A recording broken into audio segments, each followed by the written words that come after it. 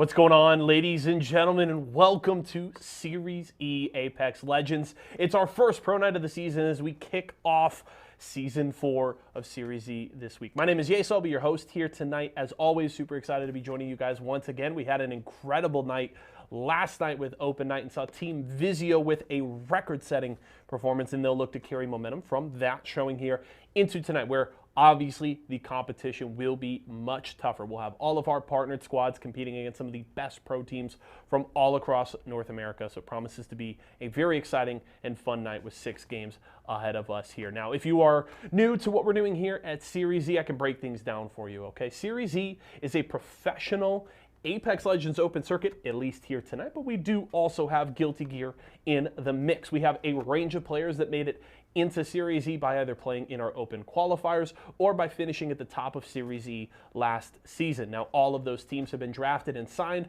by all of our partnered brands, and now they compete weekly for points and prize money every Tuesday against other open squads, just like they used to be themselves, and then every single Wednesday against some of the best pros in the country. All these players make $750 a month salary and get to compete all the time. So it's an awesome opportunity. If you want to get in on the fun, make sure to head over to matcherino.com/ESA for a shot at being a future Series E pro. Now, I mentioned it before, Team Vizio kicked off Intel Week, which is what we have here this week, with an impressive performance, 119 points for them in last night's showing, which is the best performance we have seen from a partner and squad on a night here in Series E since Season 1, where we saw Team Razor eclipse that 120-point mark. Even Team Intel from last season weren't able to get that close, as their best performance was 113 points. So Vizio absolutely crushed it. They won 4 of the 6 games, specifically winning the final 3 in a row, and all 3 players showed up big time. You may recognize this team if you missed last night from the past couple of seasons.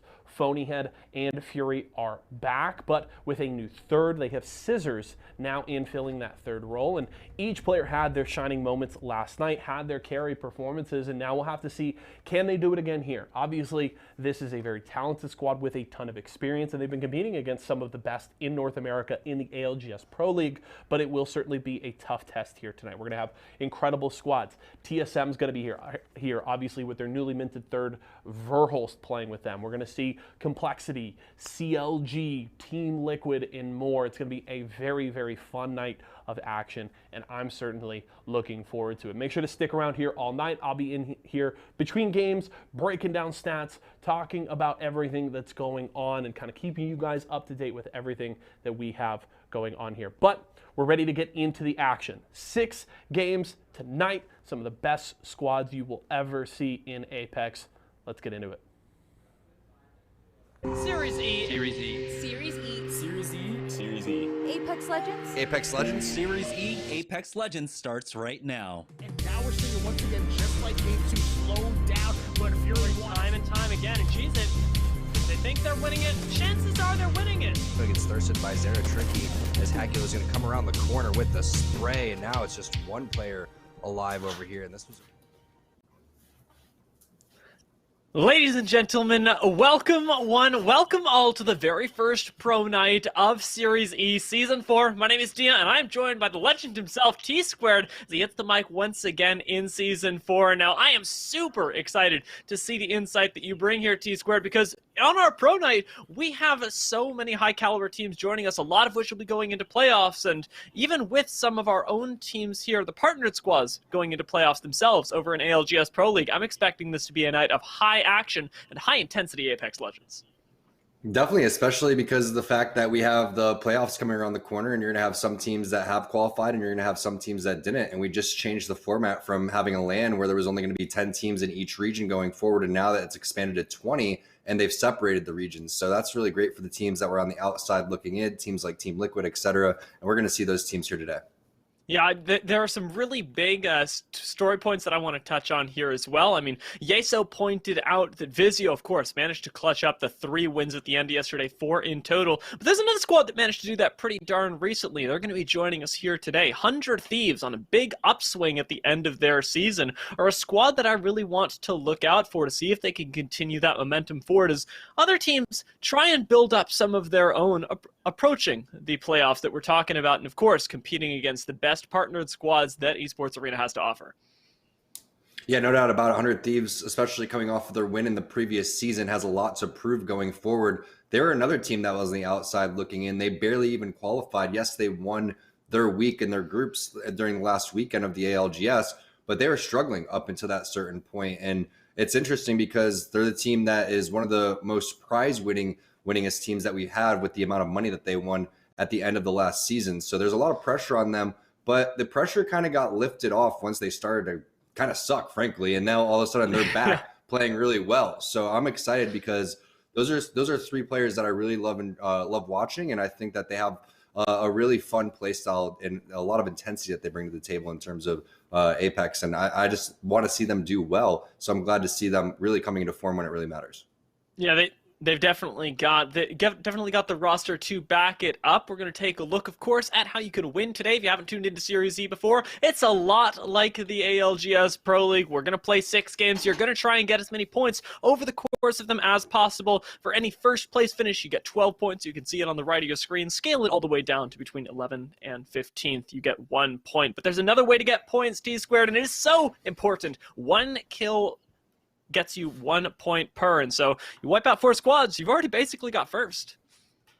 Exactly. That's not easy to do, though. A lot of times when you see the amount of kills that get put on the table, it's anywhere between 10 to 15 kills, and that's a really, really good game. If you can rock out 30 points, get 18 kills plus the win, you are just in another level right now. So it's going to be fun because we also have the new TSM squad, and we have Verholz coming in. Knock comes in on Esports Arena, refills him as we take a look at the team names and the players that are coming on. And you're going to see a lot of familiar players. You're also going to see a lot of familiar players on different teams, just like we were talking about Noct. He comes in right on that first spot, taking Verholz's spot. He's also going and playing the legend that Verholz was playing as well. So it's going to be exciting to go and see that. And you're also going to see some new sponsors coming forward and new teams like Team Excedrin, Team Nerf. Excited to see what they're going to do. And also teams that had to fight through the relegations. Team Vizio with Phony Fury and Scissors, a team that's been doing really well in the ALGS as well. So when we talk about stacked lobbies, this is definitely one of the most stacked lobbies that you're going to see in all of Apex, whether we're talking about Esports Arena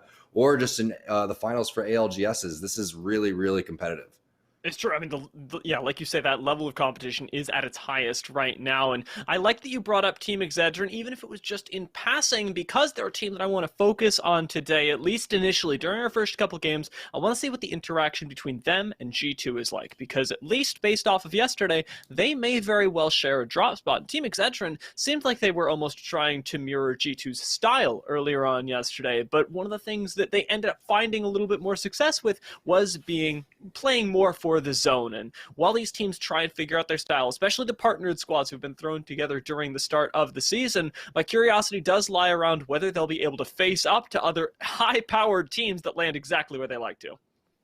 And the players are going to have a good idea of where each team is going to land. But since it is the first day of the Pro Day, we may see some 50-50s here and there. I doubt Excedrin is going to go over towards G2's side because they're going to have a major headache if that's the case. And I don't know if any amount of Excedrin is going to go and fix that one, because G2 is probably the nastiest team in terms of protecting their drop spot, even better than TSM. No one really messes with them down at Thermal Station because they've been known to just throw fists and punch people out. They won't even go for guns. They'll just all land on one person and just knock them out and then start shooting their bodies after that. So there's a lot of respect for them, and there's no one that's really going to be interested in ego challenging them. If they are, they're probably going to find themselves at the bottom of the Mobile One leaderboard. But going back to other teams that I'm looking forward to is Ghost Gaming, a team that didn't qualify for the playoffs. They were right on the outside looking in. I think they were somewhere around that 23rd to 25th range overall. Saw Six tweet out that he's really excited about his team. They're still improving, and there's a lot of work to be done. So it's cool to see them kind of stick through it and stick together, even though they didn't make the playoffs. I know a lot of teams,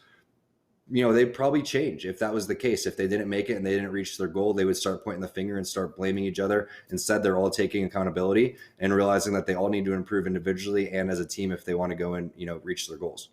Yeah, and one of the things that I'm really excited for on Ghost, and I can even expand this over to Esports Arena as well, is the dispersion of talent from bench warmers in the pro scene. They've sort of opted into 3 different squads, and with Madness going over to Ghost, he does bring an incredible amount of experience into the game. We're going to see it play out right here, right now, live though, as we are dropping in for our very first game of the Pro Day here in Series E Season 4.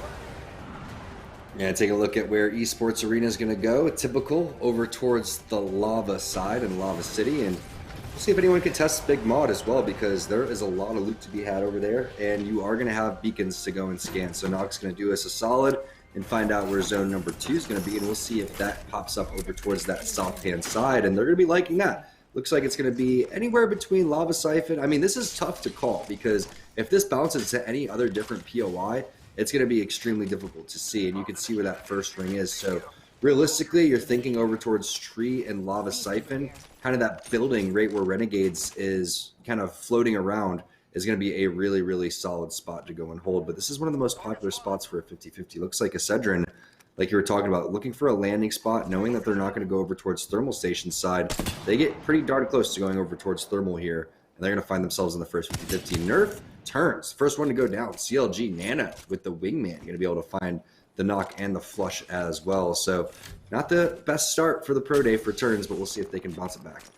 No, this is likely, I believe, going down over by Lava Siphon. We're going to get a chance to check in with that, but as CLG end up moving their way out towards Hot Springs, curious if they'll be able to find a few more kills stacked up. Like you say, everybody's sorting things out in the first couple games right now. Does still give CLG time to reposition, gives everybody time to reposition and try and get out of here while they still can. There's no real cracks yet, no flesh gets found, although as I say that, Excedrin get one of their own. Kinjili popping up to the high ground and a nice shot on the Mastiff as well. He takes down yet another member of Nerf. So this is interesting because there's 3 teams within the vicinity, and now G2 is going to go and join because they saw so much action coming forward. And look at Gentrifying, and just look at how he is just playing out of his mind already to start this one. You could tell just from his movement and the way that they've collapsed on here, Gentrifying is really on another level from these other players, just in terms of the, just the movement in general, right? You can see that he's completely covered in terms of how he's taking angles. He's ready with his teammates as well. So I really like this aggression from G2, which is fairly rare, but holy cow, he's taking some serious damage.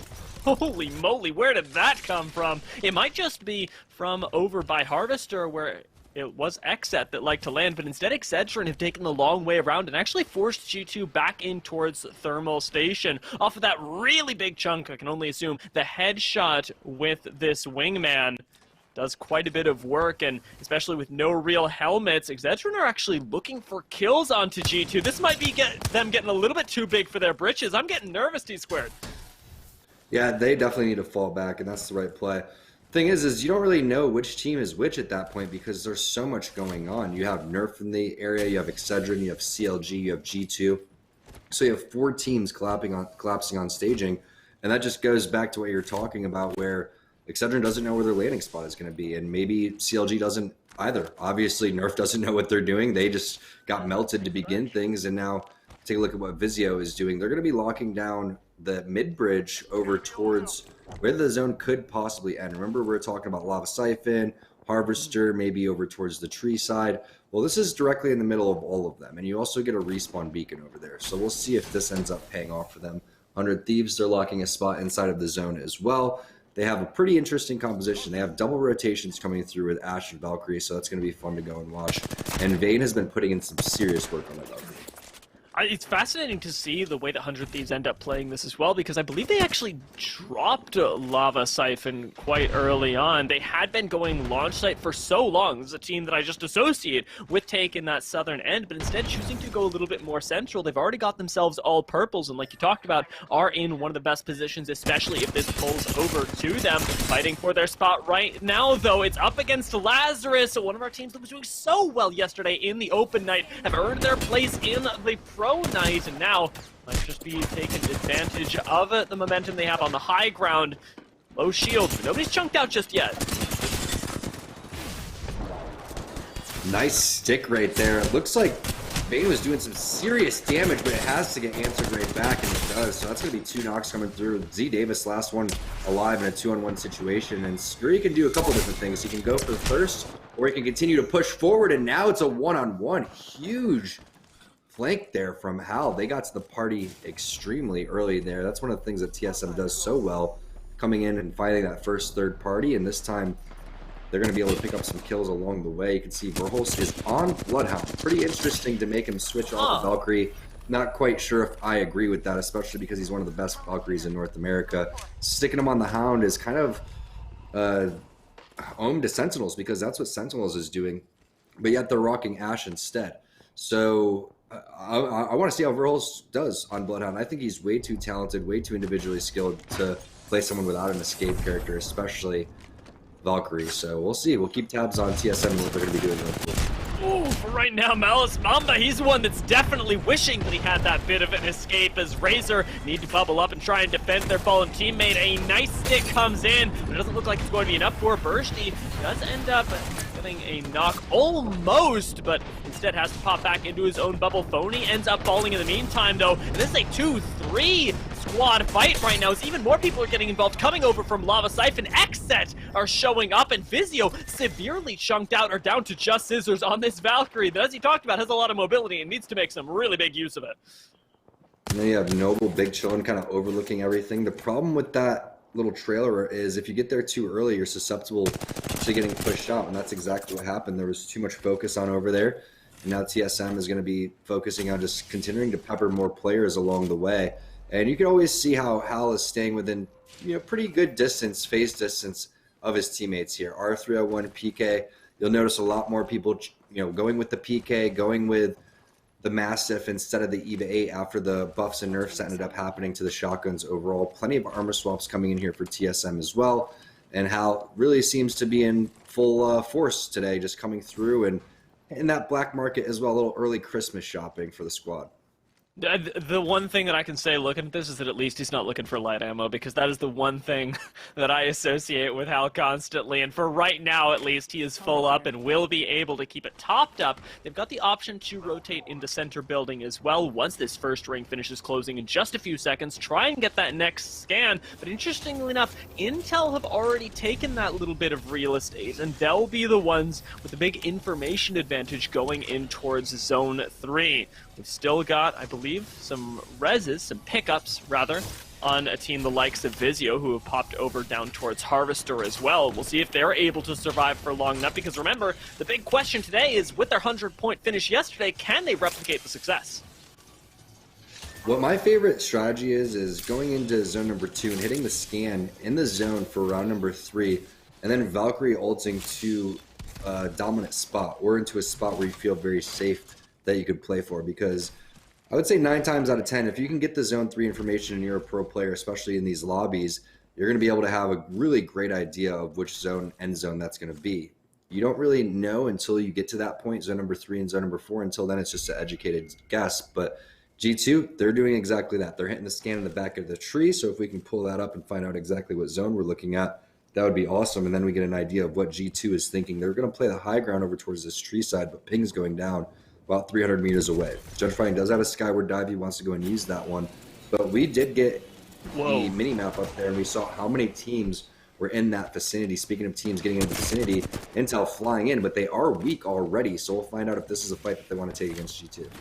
Yeah, it's very surprising to land in Shri and go, oh, hey, sorry, I didn't realize that one of the best teams in NA was already posted up here. My bad. They're going to play towards the center right now, as Xedrin, trying to fight for dominance inside of Harvester, are going to be able to do so, cleaning out Xset, sending them out at 19th. Definitely not the way they wanted to start that after the momentum that Xset has been accruing recently. I'd say they started off the Pro League pretty darn rough, but ever since then have been building up. To be taken out so early by Xedrin, who had a rough day yesterday, is definitely humbling. And you can see the portal that ended up going down as we see what Esports Arena is doing. They're going to be locking down the platform over here.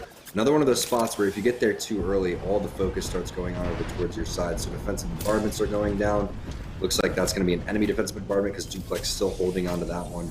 But this is a very risky spot. Fortunately, they have plenty of ammo, plenty of batteries, plenty of loot over there. They took their sweet time crafting over towards the backhand side of launch site. They were over there big chilling in the Lava City side. I'm pretty sure they also got big mod to themselves too. So this could be a really powerful position. It could also be where the zone may continue to go over towards them too. But it looks like they are trying to play the edge, get some gatekeeping, get some kills, and then they're going to go make them play a little bit later. Fun is going to be doing the unorthodox composition again over here too. They don't really have any type of rotation, which is super interesting in a meta where you constantly need to rotate. He's going to be busting out the fuse.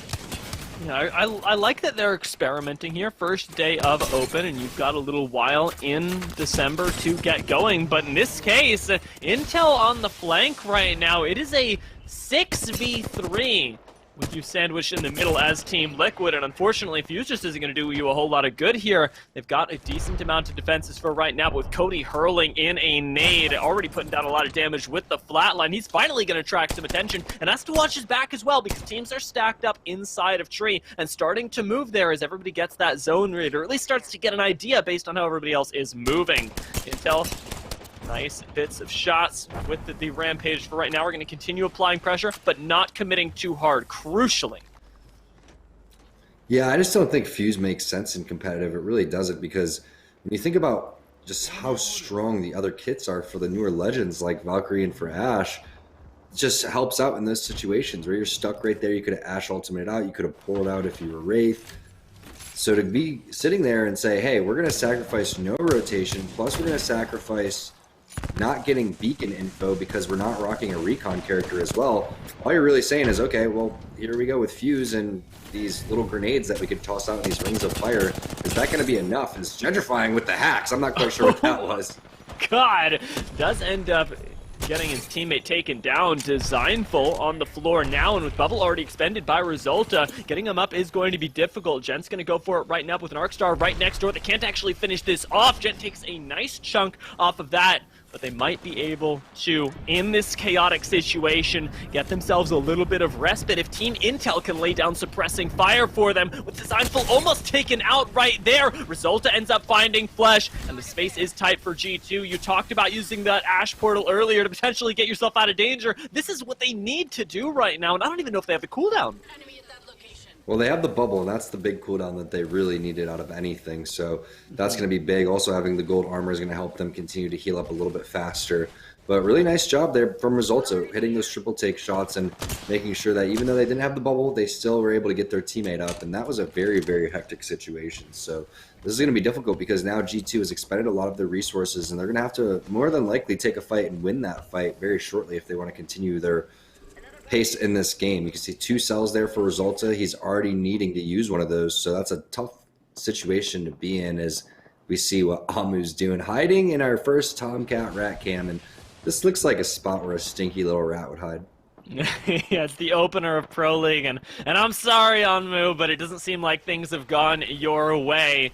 See how long he can survive. See when he gets swiped eventually, as Intel end up finding another member of TL. This weird 3-team skirmish off in the south ends up continuing, and I assume drawing more attention. Surely the squads over in Lava Siphon are starting to go, what is happening over here? We've seen Nox, we've seen Renox, we've seen everything, but ultimately it's G2 that come out on that high ground. Crucially, they do not have next zone read, so they don't know that they can't stick around here for too long, so it's going to start closing in the next 20 seconds, and they have that Valkyrie reposition if they really need it. It's a sticky situation though, because wherever they Valkyrie redeploy, there's going to be a lot of teams in the vicinity. So this is going to be a very interesting rotation now, because round 3 is when things really start to chunk. As you can see, Alberle gets knocked there by a member of Splash. You're going to have Knock involved. Hal's going to be there as well. Phony gets involved with Noble with the charge rifle too. So expect a couple of squads to get dropped right here, and a couple other squads to be in a desperation situation. C9 must have just been rotating out of the open and having absolutely zero fun with it. They haven't entirely gone out just yet, but this is not boding well. Look at that Ashe portal, though, underneath. This is what we talked about G2 doing earlier, and now Intel have to siege them from above, dissuade this push. There's still one member left on the high ground. Mooney spots him now, but there's another squad rotating underneath, and Intel cannot fight a war on 2 fronts, so what are they going to do? Are they just going to give up this position? Tough spot. I mean, they could do something crazy, but they do get a knock. Petty Boss gets one onto Resulta over here. This is the loot in the fight they were looking for. However, they are taking zone damage here very shortly. They're taking damage over from the side. CLG finding themselves in a skirmish as well.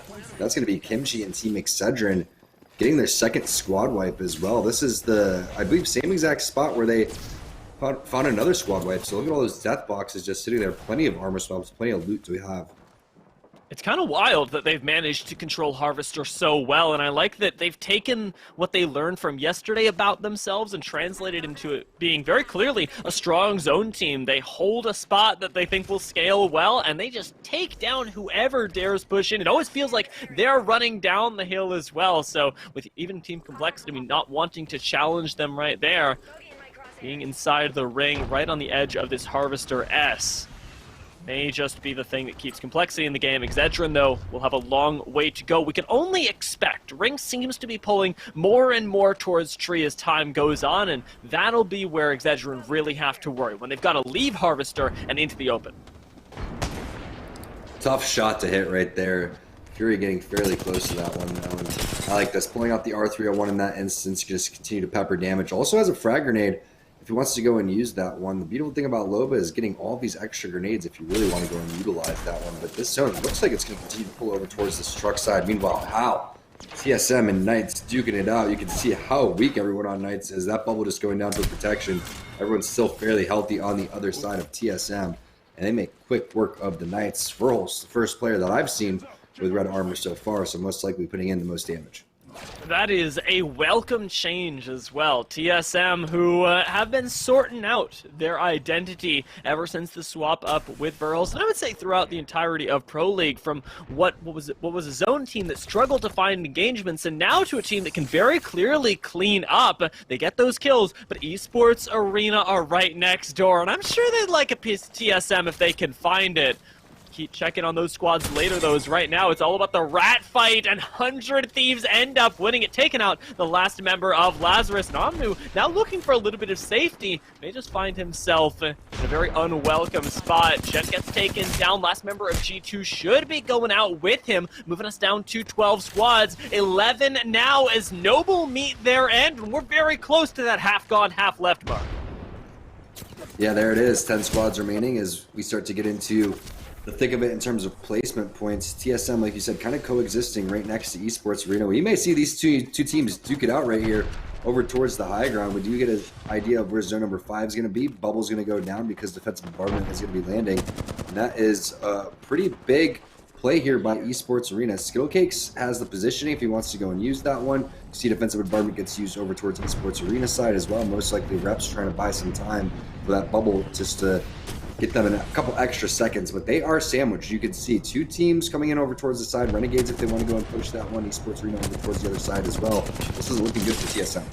No, Hal tests things out with the portal right there and ends up going back down to the low ground, but he's swapping back and forth and on Flesh as well, with ESA recognizing this and starting to push up. They take down Verhulst with a little bit of help from Complexity, taking down Reps and leave it just the one member of TSM alive. It should be Hal on the low ground still, but just buying time, ratting things out for now. They've collected their KP, but it only got them so far. ESA now pushing up onto the high ground where we know we saw a squad earlier. I believe it was Team Vizio that was still holding the bridge after all this time.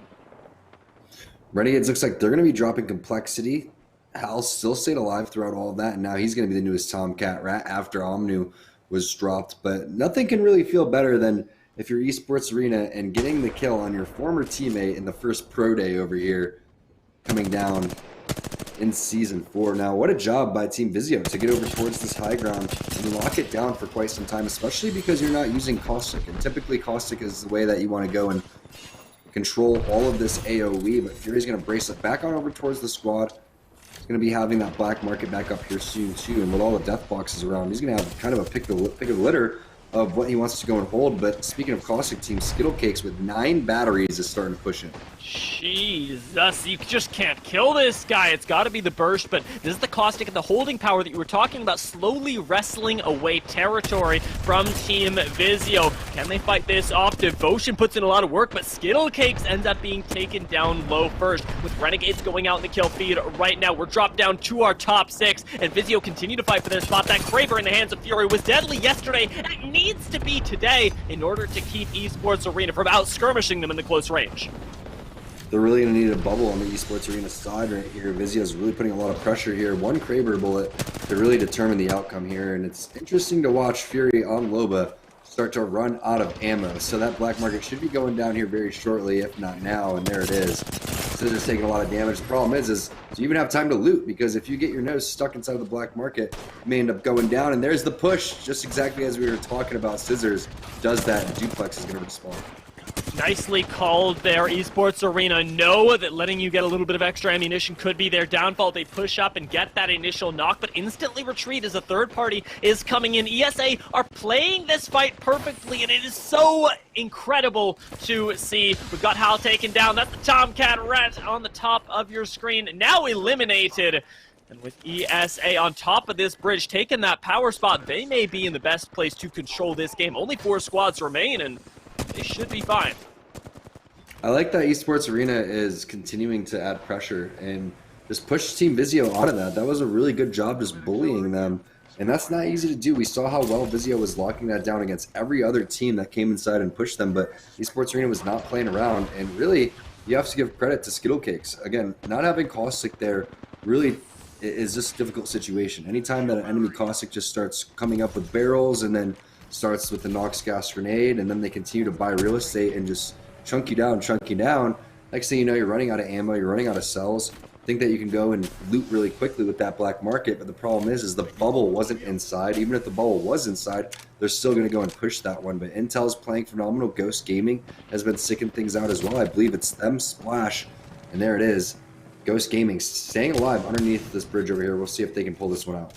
Yeah, this final ring going to start to push everybody together, but on the high ground, it is ESA that have the run of things. Ghosts need to find an ingenious play to dethrone them, I suppose, from the top. But with Madness getting chunked out, back on his Wraith, we'll see if he's able to heal up before things get really deadly. They're going to be shot at from above. Because they do have the micro high ground even underneath this bridge, they may just be able to find at least one more squad wipe before they go out, especially if Six is finding headshots like that. Well, there's 3 bubbles down. I would like to see Six throw his bubble. There it is. So he's going to toss his, but the problem is there's a grenade inside, and now that bubble doesn't really look that good because now you're not using that one. Madness was taking a lot of damage from behind, and now Esports Arena is going to be loving what they see as the Silver. Oh my god. They just farm up the damage underneath them. ESA, they're going to drop down shortly. They already know that they've won this game. It is a matter of cleaning up the kills and shooting you out of the sky. ESA with perfect control in the mid-game and great use, like you said, of that Caustic to wrestle it away. They end up walking away with our first game of the day and really make this a pro night to remember. I like to see that they're getting the momentum going back as well. Yeah, formerly Team Intel coming through and just looking so strong over here. Team Esports Arena, you could see why they were sitting at #1 in the ALGS for quite some time, especially when they had Verhulst now not coming in and feeling the shoes. But it's more about their positioning, the way that they were able to execute through all that, going through and landing on the platform and then going and taking over that really open area where they forced TSM into a sandwich and then slowly, methodically pushing their way up into the God spot on top of the bridge. There's a lot of layers of their game that other teams can take note of. Esports Arena looking solid, and it looks like they haven't really missed much since Knock got added to the team. No, if anything, their frag power has definitely taken a big boost right now, and I can't wait to see how much it impacted their kill score and their score overall. But to find that out, we got to do some math on the back end, so we're going to take a short break, and we'll be right back.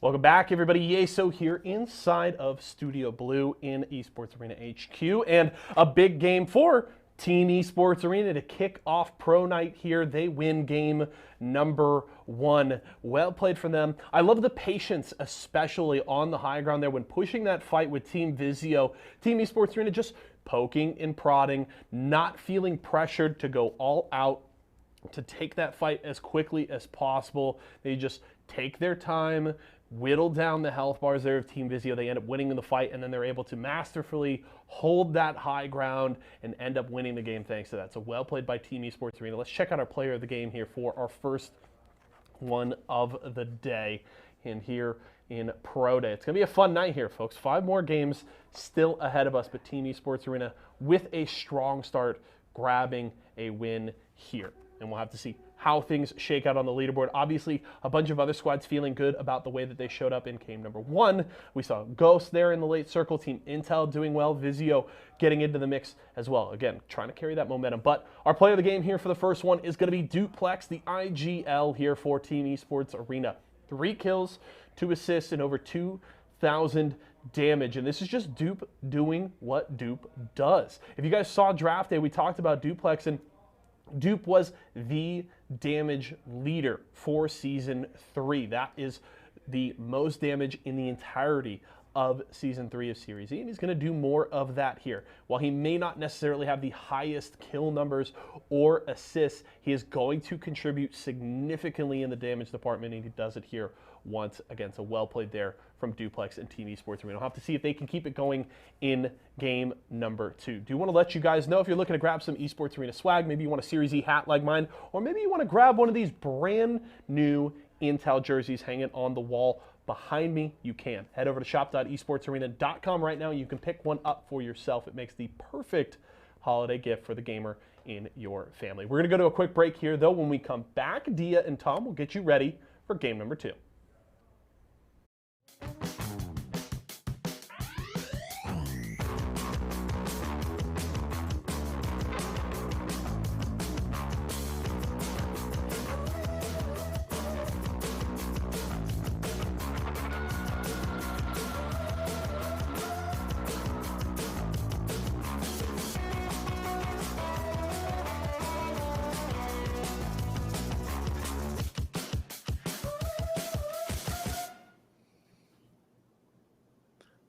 Welcome back, ladies and gents, to Series E. This is week 1, the Pro Night, and, well, we've already gotten started off to the races with an ESA win, but the question, of course, at T-Squared is not only can they continue it, but by how much did they win? And only our Mobile 1 leaderboards hold the true answer, so I can't wait to get a chance to take a look at those, because that's the sort of momentum that you start building, and more importantly, the buffer that you build between yourself and other squads that want your title.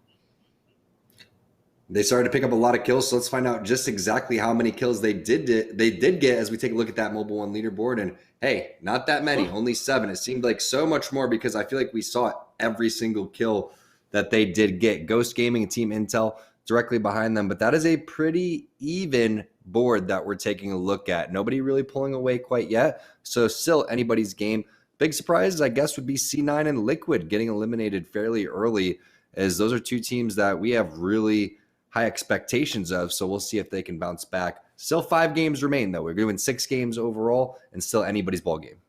And the thing that really surprises me as well, in a very positive way, is that Team Intel and Team Exedrin, after having a, I would say, pretty tough day yesterday, have come back and are in 3rd and 4th and really within touching distance of that first place spot. To see them and to see Team Exedrin specifically underneath Harvester just absorbing team after team was a really big upswing for them, and I can't wait to see how, off of what was a pretty chaotic game 1, how that ends up translating for them later on. The other squad, of course, that has to impress me is Ghost, because the way they managed that end game is really the thing that brought them up to 18 points. Now, that was very nice. That was very nicely done. Let's take a look at the Mobile 1 moment of the game in game number 1. Also, G2, surprising to see them coming out of Thermal Station, not able to find a spot into the zone, but we're taking a look at the final moments over here of game number 1. You can see 6 tossing that bubble down, but a grenade somehow sneaks its way in there and that forces them down onto the ground. Ideally, you want to get that bubble where you're getting complete cover so the rest of your teammates are going to have a decent amount to go and work with. But look at the kills that are being picked up over towards the side. Intel's picking up kills. Esports Arena is big chilling up over towards the side. And this is where they picked up all of their kill points. You can see, yes, they did get those kills earlier pushing out Team Vizio, but now they're going to be able to finish this one off and finish it off in style. And that's what you can continue to expect out at Esports Arena. They're going to have a lot of different areas that they're going to be able to control. They're going to have a lot of different facets of their game. They're going to be really strong at third partying. They're going to be really good at rotations, strong in 3v3, just head-to-head skirmishes. But their positioning this game was really second to none over anybody. And then their decision-making was also extremely well done. So I'm excited to see what they're going to be able to do going forward as we get ready for game number 2. But something to keep an eye on are the teams that are really struggling over towards the staging side, trying to find a landing spot, because you have a lot of teams that are congested over there. You have CLG trying to land over there. You have Nerf landing over there. I believe there's another partner team that's trying to land over there too. So you have 3 teams all in one spot. That's going to get ugly quick. Yeah, and with that, I believe it was Excedrin that started off their game there as well, making a pretty fast rotation over Harvester once they realized what was going on. I was surprised that we didn't get even more kills, because for all of that, we had quite a few rats in the mid-game, but not a whole lot of full squad thirsts, and especially for a team like not just our partner squads, but CLG, who I think have been searching for a home for quite a long time, ever since Esports Arena uprooted them so early on from Big Mod. I want to see if they can set themselves up for success in the playoffs that we already talked about by finding a place that they feel comfortable defending and comfortable landing consistently. As we drop into game 2, we're going to find out what happens over that staging side, though, because, well, I, for one, am very excited to see if these kills go down again. XZ, taking to their traditional Harvester, will have the opportunity to third party. In G2, we already saw a run up from Thermal, but Excedrin, once again, start their day off right, landing right in the center of staging. And Harvester is such a more viable spot to go and land now that they've added a beacon. Speaking of beacons, Noct again going to be the first person to go and show us that zone scan for us. If we could take a look and see exactly where that one's going to be. Another southern zone over here. And it's looking a little bit like deja vu, honestly, because you still have Harvester inside there. You have Lava Siphon and a little bit of tree. A little bit of launch site's going to be in as well. And you can see pings going down very closely to where 100 Thieves and Nerf are going to be. So that's going to be a very important spot to go and hold as we take a look of where these teams are going to go and rotate from. But look at over towards the Lava Fisher side. CLG is going to go and land over there. And now you're going to have 3 teams, including Razor, on top of one another trying to fight over Countdown and Lava Fisher. Oh my lord, there's just so many squads battling for their position. CLG, again, feel a little bit lost, but having not dropped a member yet, perhaps they can claim this area for themselves. I'm expecting us to get quite a bit of action here in all the lava-related areas. Vastro starts it off right, though, for CLG, taking down the first member of Nestle Splash, and now going on the chase with this Valkyrie. Has that extra bit of mobility to make sure that this building isn't safe, and finds the laser on 2 Dracos to finish off Nestle Splash, our first squad to go out. Could be another squad going out here very soon if CLG is not going to be able to get their armor swaps. And remember, Razor was in the area, and Razor is trying to bounce back after a very poor performance in game number 1. But you got to give credit to Vatra. That was some really nice Valkyrie movement, using that jetpack to go and take different angles, but also just to get that first knock. Anytime you can go get a first knock in these situations and give yourself a 3-on-2, that really bodes well for your confidence and just in general for being able to win that fight. But it's all about that reset over here. You don't want to just win that fight and then go out in 19th. Getting 2 squad wipes here would be amazing, especially when you're trying to find a spot to land. But Hemlock, without a mag, EVA 8, limited resources in terms of healing over here. This is going to be pretty difficult for CLG, and you begin to wonder if it's worth it for them to continue to land on these teams and still not be able to find a landing spot. That is going to be a storyline that we're going to have to continue to look forward to. But 100 Thieves, again, fighting fairly early. This is one of those times where you should be rotating. Instead, they're finding themselves in the middle of a fight. And especially with teams that really wanted to run over from launch side. I believe it was Nerf that ended up landing over there this time. They may have just found themselves with a squad that did try and go for that early rotate as Razor would check back in with them. And they've already taken 2 big chunks out of CLG and make it a third very shortly as the PK connects, taking out the last member. And CLG didn't get to progress very far despite the fact that they had an amazing start. And that's what you love to see, getting an R301, a gold R301 out of all of that, plus the gold helmet. But what sexy Peacekeeper shots there coming in from Malice Mamba, who had a phenomenal performance over the weekend on board with TSM over towards this broken building. This is a building that typically you see them rotate over if they're trying to lock things down in the Fragment West. But right now it seems like they are interested with this really solid armor and also the gold helmet onto Verholst. It looks like they're going to continue to push on this one. And I like this idea. You shouldn't really be worried about third parties at this point. I don't think teams are going to be rotating over or through here. They should be rotating right past there. But the internal clock's going to have to tick here very soon, and that's what those scans are for. So if Verholst sees and thinks that something is up, or if there's going to be somebody else waiting in the wings, that's going to be time to bail. So not going to be that big of a deal. Gold Helmet's going to help get that ultimate right back on up a little bit sooner, and they're going to be able to have scans a little bit faster. This is the thing that I really like about TSM, at least trialing the Bloodhound right now, is that it gives them so much power early on. Scans, especially off of drop, are ridiculously useful and so terrifying. It ends up letting them claim market without having to fight, without having to even really fire a shot. And now they have the Replicator to be able to use. A team that normally ends up operating with pretty low amounts of loot now has the opportunity to get themselves a little bit more, give them some oomph inside of the mid game, and especially because they don't have that next zone read just yet, it's going to be all the more useful since they're going to have to fight for squads that have already taken up position in front of them. Squads potentially like Nerf, although hanging out over in launch site, they should have a good shot over at TSM if they try and rotate in late. And Turns is the first player to get eliminated in the previous game, so hopefully this game he can work on that and have some serious improvements. And they've already got some improvements because it couldn't really get much worse than it did in game number one. So we'll find out how they want to go and approach this situation. There is the geyser in front of them if they want to go and hit that one, but it looks like they are really into this drop, and getting this drop would be big, especially if you have a Kraber in there or something that's going to help with that wingman, because wingman without a mag, only 6 shots, isn't ideal in these situations. I like the use of the portal, giving them a little bit more safety on this push. Nobody's actually cracked open that care package just yet. So Turns does have the opportunity to, with a crack of his own, a nice shot there. He ends up finding a G7 Scout, and you know what? I'm okay with him taking it. G7 Scout is one of the only care package weapons that I find myself okay letting go. I'm interested in why he got rid of his shotgun there, especially because, again, there's no mag on this wingman, but you saw that big 71 headshot, so he's really feeling good about the wingman overall. Wingman is going to have that faster fire rate, and it also does some pretty decent damage up close. You're not going to get the big rips that you would with the shotgun, but now pings are going back down, and he's wondering, maybe I did make a mistake over here. Did I grab the wrong weapon? There's still a little bit of time left on my portal. There's about 6% left, so we'll find out if that's going to be what he's going for.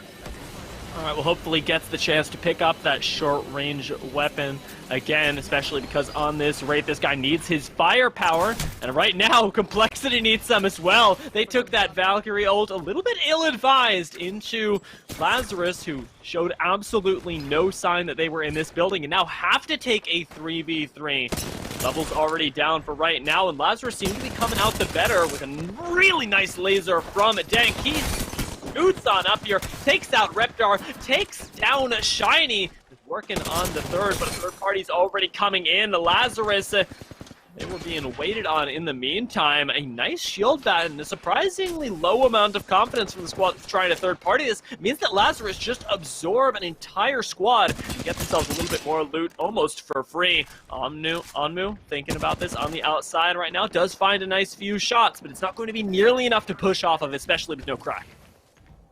Tough not having a mag there. Having those extra 8 bullets is going to do wonders for being able to find that kill because the tracking was really on point. But what a job there from Lazarus, and what an unfortunate situation for Complexity. Is nice little Ash ultimate to get out of the defensive bombardment there too and get a little bit safer to the area where we saw Esports Arena holding down. That was the platform that they started down where the zip line is, and then they made their way back down over where they pinched TSM in game number 1.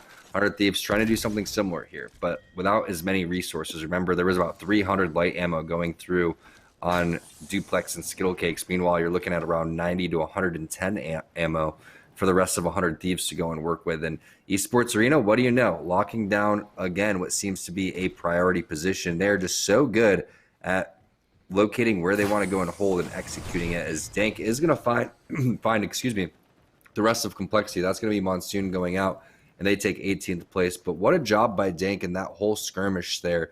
you saw how he was using the angles and kind of pushing up on everybody, keeping his back against the wall and fighting multiple players without taking really any damage throughout all that. And then fending off the third party by jumping up to the window. That was really impressive to watch. But when we look at this zone, you can see where Esports Arena is. They are southern of that zone. They are not in, but the zone continues to pull over towards the south, so they won't have that hard of a time moving forward. Yeah, this is really nice from them.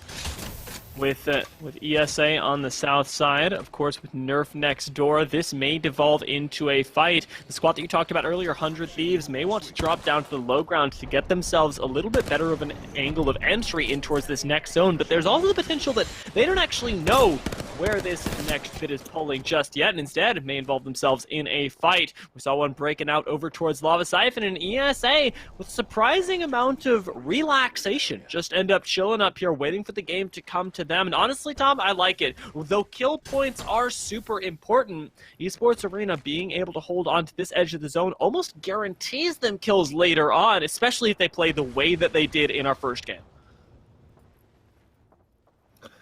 I like the idea, and I like the thought process of letting other teams go and make mistakes, and that's what these top teams tend to do so well, is as soon as you see a mistake, they go and immediately collapse on that and punish that one.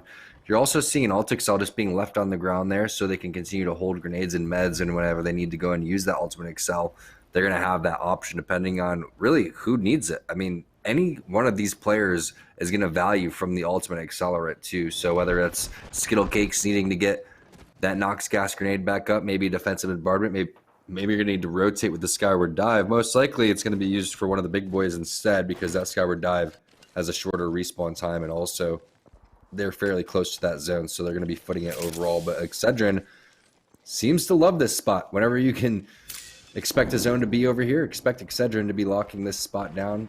Thing is, again, without a caustic, we'll find out exactly how long they can really hold this.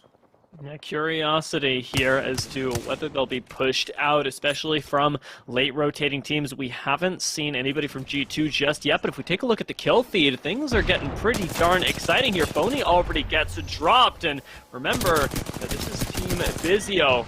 Big game just yesterday, already losing Phony and Scissors is really, really tough for them. Perhaps even being taken out entirely in just a few short moments as 100 Thieves start to clean up some of those kills as well. Hanging out right next door to Lazarus. Seems like at least you'll be able to rat this out for now as Vizio, but things could get real dicey real quickly. 100 Thieves popping right back into under that building, pop right back out again in almost exactly the same way, giving me a little bit of deja vu with the Ashe ultimate, but it's just to pop in, get some kills, pop right back out again, and I like the way that they're playing it, as unorthodox as it may be. We gotta be careful. The new Matrix is coming out, and we all know what deja vu means. That means that when you try to escape, all these parts are going to be blocked off, and they're going to be locked inside of here. So be careful, 100 Thieves. You do not want to end up facing these squads. There's going to be 100 Mr. Andersons flying at you like it's absolutely nothing, but they are on the move over here. This is definitely the play.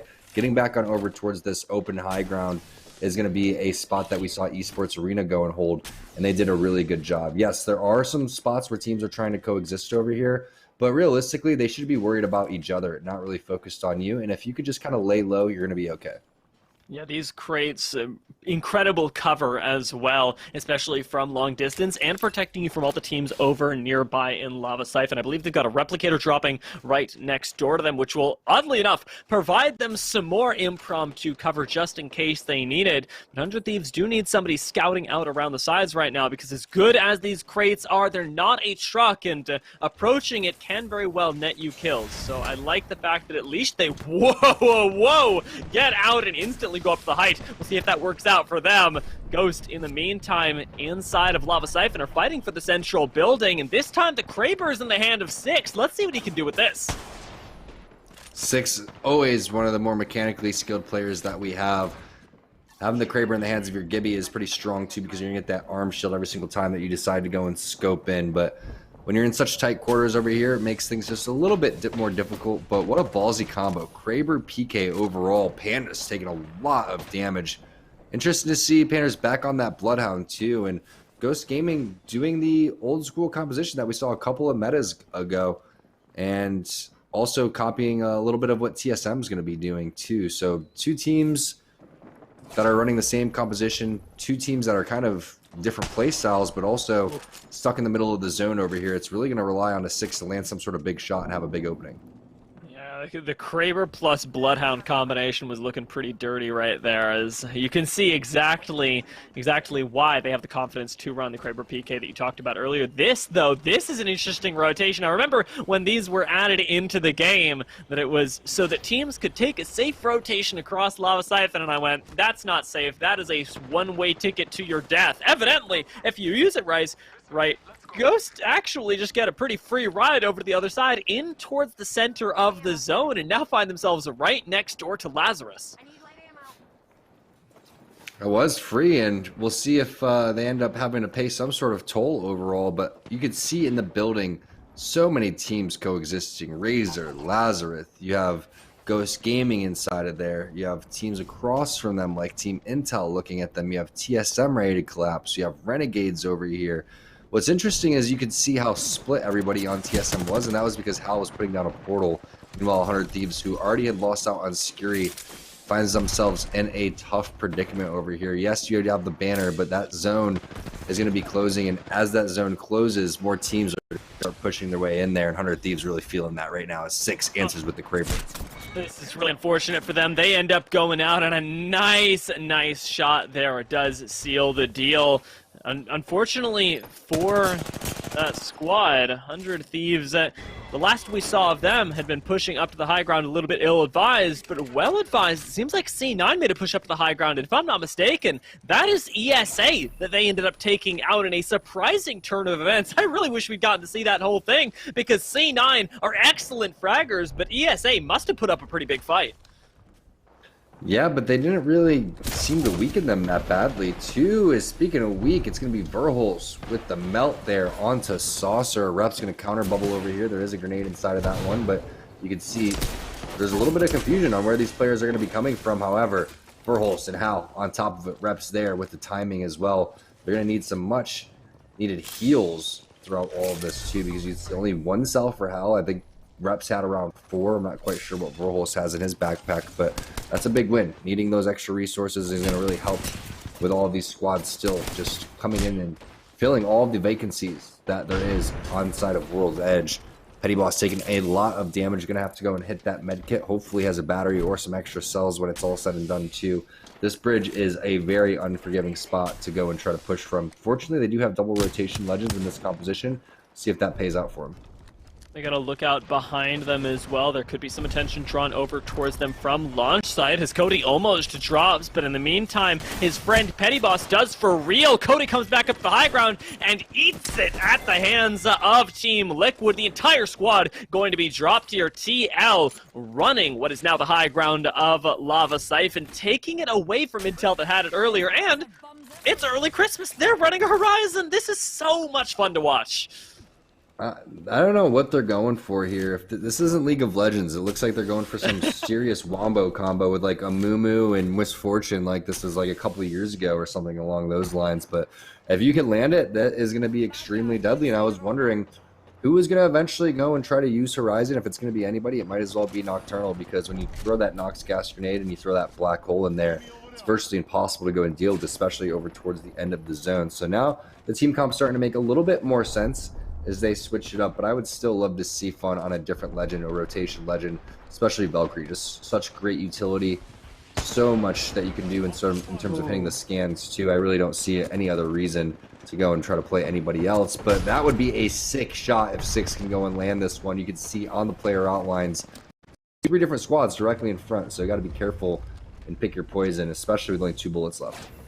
Oh, as he's looking for another shot here, not going to find it. Last bullet for 6, hasn't found the knock just yet, and won't actually end up getting it. So Ghost now find themselves in a situation where the Gibby really only has a Peacekeeper to work with. He's going to have to drop down to the low ground if he wants a chance to get this next weapon. Stay Naughty going down in the kill feed for right now. Nerf ends up finding Madness on Ghost, though, and that means they've got no safe position to get this res off. Nice bubble, and the fast res going to come in. This should be relatively safe, and no gold backpack means that Madness still will have time to heal up. It's going to be a little bit riskier. Remember, just the PK now, and the 30-30 with 6 bullets. This is still very much backs up against the wall for Ghost. Not much ammo here for Fearing Live as well. 61 inside of this Rampage, locking down the high ground over here. A lot of squads remaining in this zone here. 12, almost all full squads too, as you see. Fun gets dropped by a grenade, so that must have been a ridiculous frag overall. But I love that bubble from 6. That was extremely needed because of the fact that you did not want to risk losing that player there. And yeah, that bubble, it's a big respawn. It's going to be about 30 seconds until it comes back up, but that teammate getting eliminated is basically forever. So I love that play. I think that was a much needed bubble, and I like the punch as well.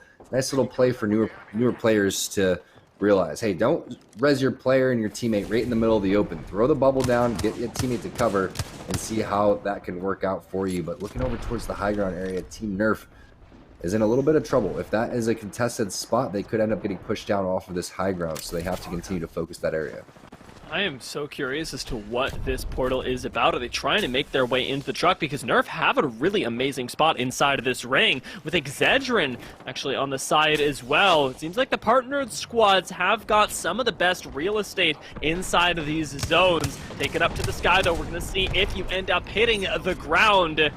Excedrin looking upwards and even further up as Nerf were in fact trying to take that RV, but instead end up finding out that it is not a safe place. Go back into the ring and ultimately will be taken down entirely, with Team Liquid joining them. Now Lazarus going out at the hands of the Knights, who were on a roll this game. We may just see Excedrin finally contested in this corner. We saw the squad right behind them. We know that there's one right over this wall, and Cruzen knows it as well. Finds the shots with the wingman. 7 squads left, and Excedrin can't afford to be pushed by any of them. So satisfying watching wingman shots connect, especially in succession like that. Cruzen really putting the hurt on enemy teams and players, but what a tough situation for turns. You don't really realize it until the situation's over. In hindsight, it's 2020, but when you say, oh man, the portal over towards the roof seems like a great idea until it isn't, and you wonder, maybe we should have walked it up. Even if we walked it up, would there been an opportunity to go and continue to be in a better place? You're not quite sure, because Excedrin is just destroying right now, especially Cruzen with this wingman. Purple Mag hitting a majority of these body shots as well. He's just ripping players apart. Putting my wingman to shame, and TSM right on the other side of this wall very well could find themselves on the wrong end of it, with Xset suffering a knock right now. TSM are looking for vulnerabilities inside of this RV. Razor end up going out entirely, with Reps picking up that last kill, but Xset are putting in the work as well, and it's from very unorthodox spots inside of this ring. TSM are going to use that portal, walk up on the RV, much like Nerf did earlier, but since they don't have the roof right now, they've got all the time to harass the squad inside, keep them there, and lay down the damage to secure these kills. The big thing is Verholz to scan if he can go and get that one. Hal is playing like a madman, immediately going in on Declane and then going to go and queue out. Also dropped his red armor for a purple armor swap. So we'll see if he ends up going back for that one, but is he going to use a battery to go and heal that, and probably a med kit coming in very shortly after that. Gold helmet with Verholz is going to help again with those scans, but look at the tracking coming through. Really nice job. Now we're in a 3-on-3-on-3 situation. TSM looking for their first win after they watch Esports Arena win game number 1.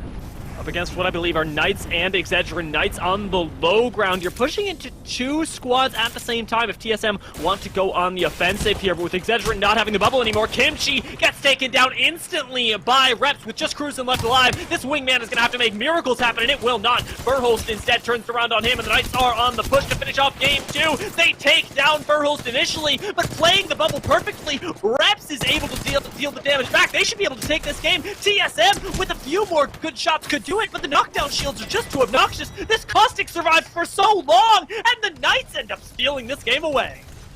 A very rare 3v3 loss there for TSM. It looked like the Knights were on the ropes right there. Unorthodox misses with the PK coming in from Hal. Reps was a little bit discombobbled with the armor shields that were going down, the knockdown shields, excuse me, and Knights is going to come out with that one. Whoever was running around, staying alive in circles, you got to give credit, because that is not easy to do, especially against TSM, who had a lot of momentum. But I love the way that TSM played that all the way up to the very end, especially Verholst, who was looking around to possibly get some armor swaps on the ground, realizes Reps was already inside the box, realized, hey, this is not my time to go and try to loot. I'm going to go and try to lay down as much damage as possible. They left them with a 2-on-2 over towards the end, but Reps and Hal couldn't finish that one out. Knights taking game number 2, but still a big game for all those teams that got to the final circle. That was not a tough zone to work with.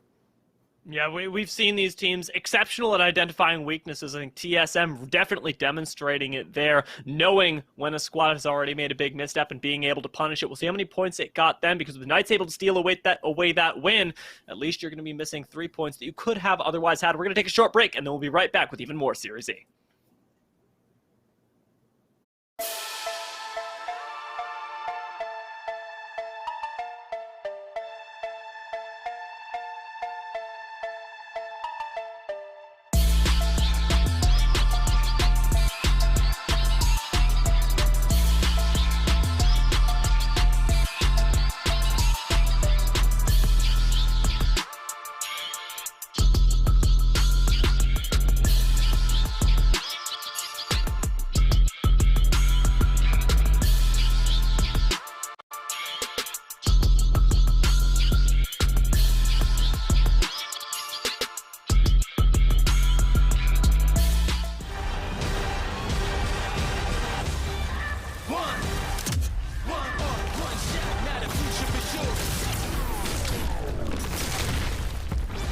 Versus coming daily under pressure.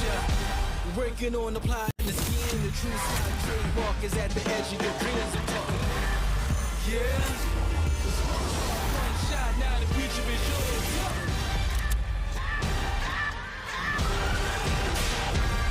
I'm turning dreams into reality. In the lab with the formula and chemistry. Your memories spark and motivate and make the industry shake. Take the bars and the breaks. I'm talking one chance, that was so good for the goal. It's one shot, now the future is yours. Go! It's fruit refreshing, refreshingly sweet, but without sugar, 0 calorie treat. They're all our top flavored smash.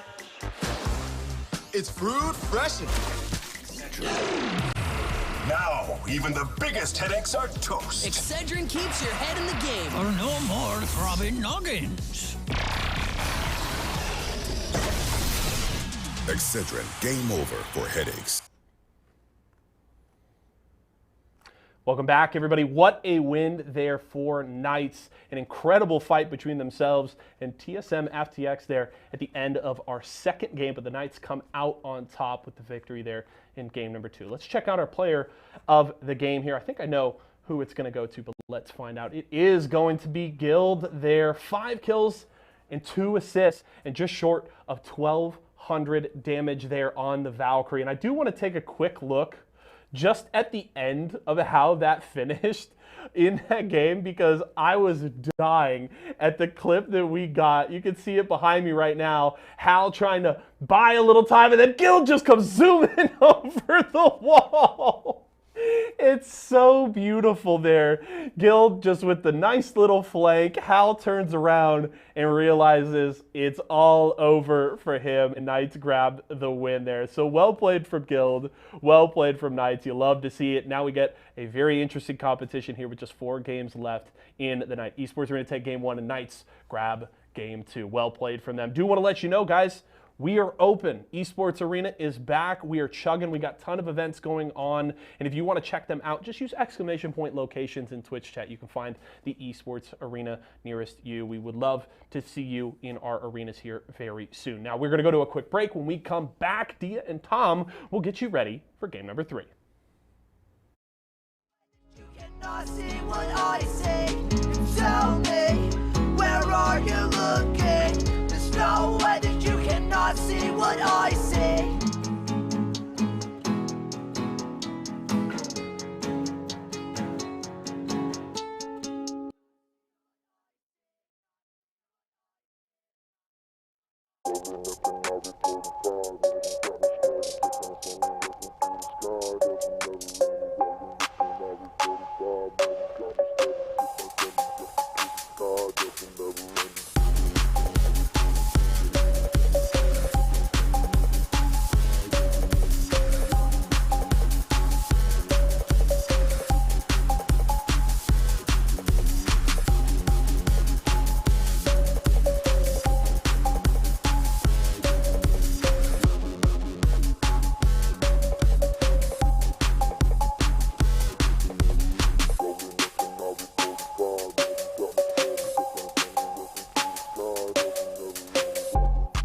Welcome back, ladies and gents. 2 games down and now 4 to go. We've seen 2 very different wins, but 2 games where we've had a partner squad that I want to highlight. Team Excedrin doing pretty darn well, but with ultimately Knights able to steal away that win and Gildersons with the sick glide over the wall.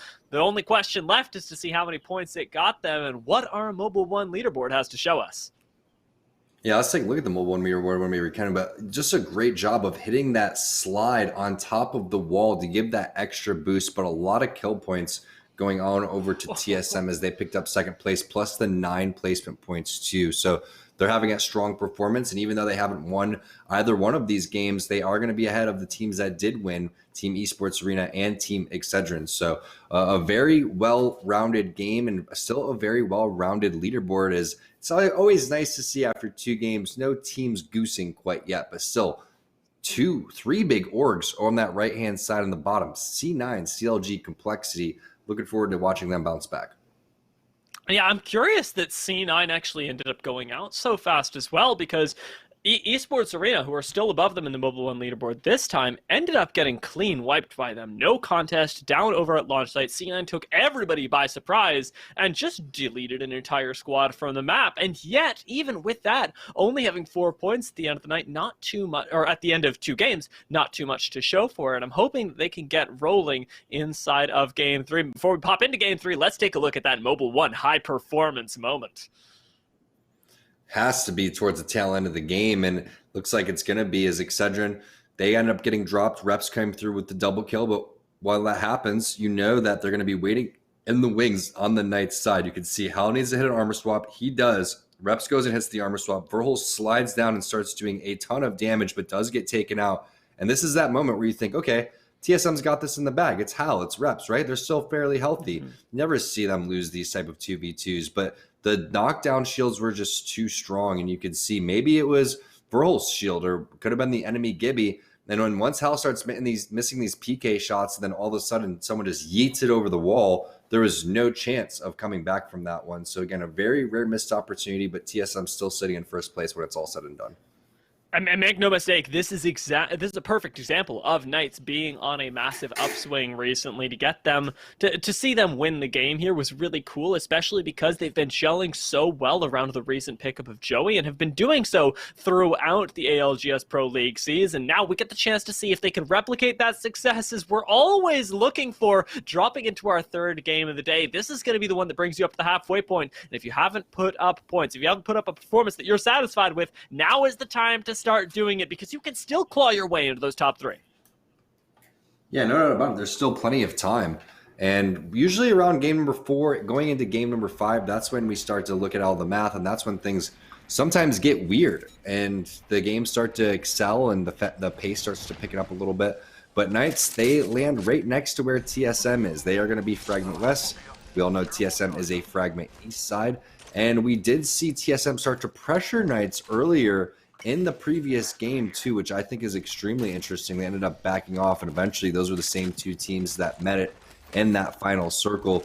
Taking a look at this zone, oh man, that zone screams over towards that respawn beacon. You can see all the way towards that north-hand side. Teams like C9 are going to be loving that one. Complexity going to be loving that one as well.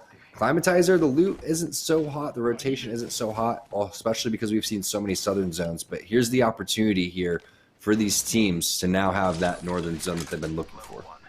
Yeah, C9 are really good at controlling their drops, but when we do see rings pulled directly onto Climatizer, they do really well, but Complexity end up being the ones that most often get dominance over the train tracks all the way in the far north that are so powerful when you get into the later stages of the game. When we take a look at which teams end up taking that position, we've also got to start thinking about who's going to run into who, especially around rotations like Geyser and even like Landslide as teams funnel in from the south, because there are a lot of choke points in between the south end of the map and the north end where you can get caught and where teams can start to camp you. A squad like Vizio that has already landed over at Landslide has the opportunity to, but instead have opted into an early rotation, and I wonder if they're the only ones.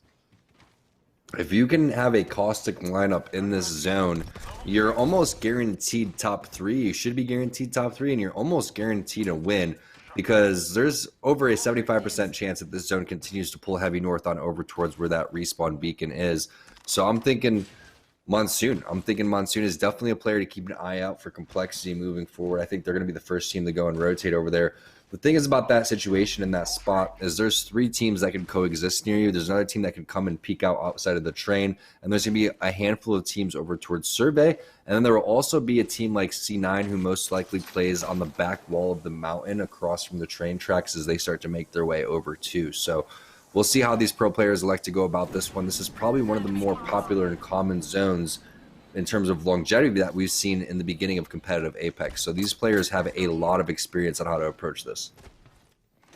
We'll see how it ends up working out for them. Vizio, despite their experience, are running pretty low on the shields. Weren't able to pick anything too nice up early on, and even this, their standard black market around this time, won't be able to take away the little bit of treasure from the vault that it normally does. It normally gives us at least a nice gold shield on Fury. Instead, they're still very much running low on everything and are going to need to use this triple take, even with its very low sights, this low visibility, to try and pick themselves up some more Evos before we get into the late game, because you talked about the train tracks up to the north. This train tunnel can be even more contested by teams that come over from Skyhook.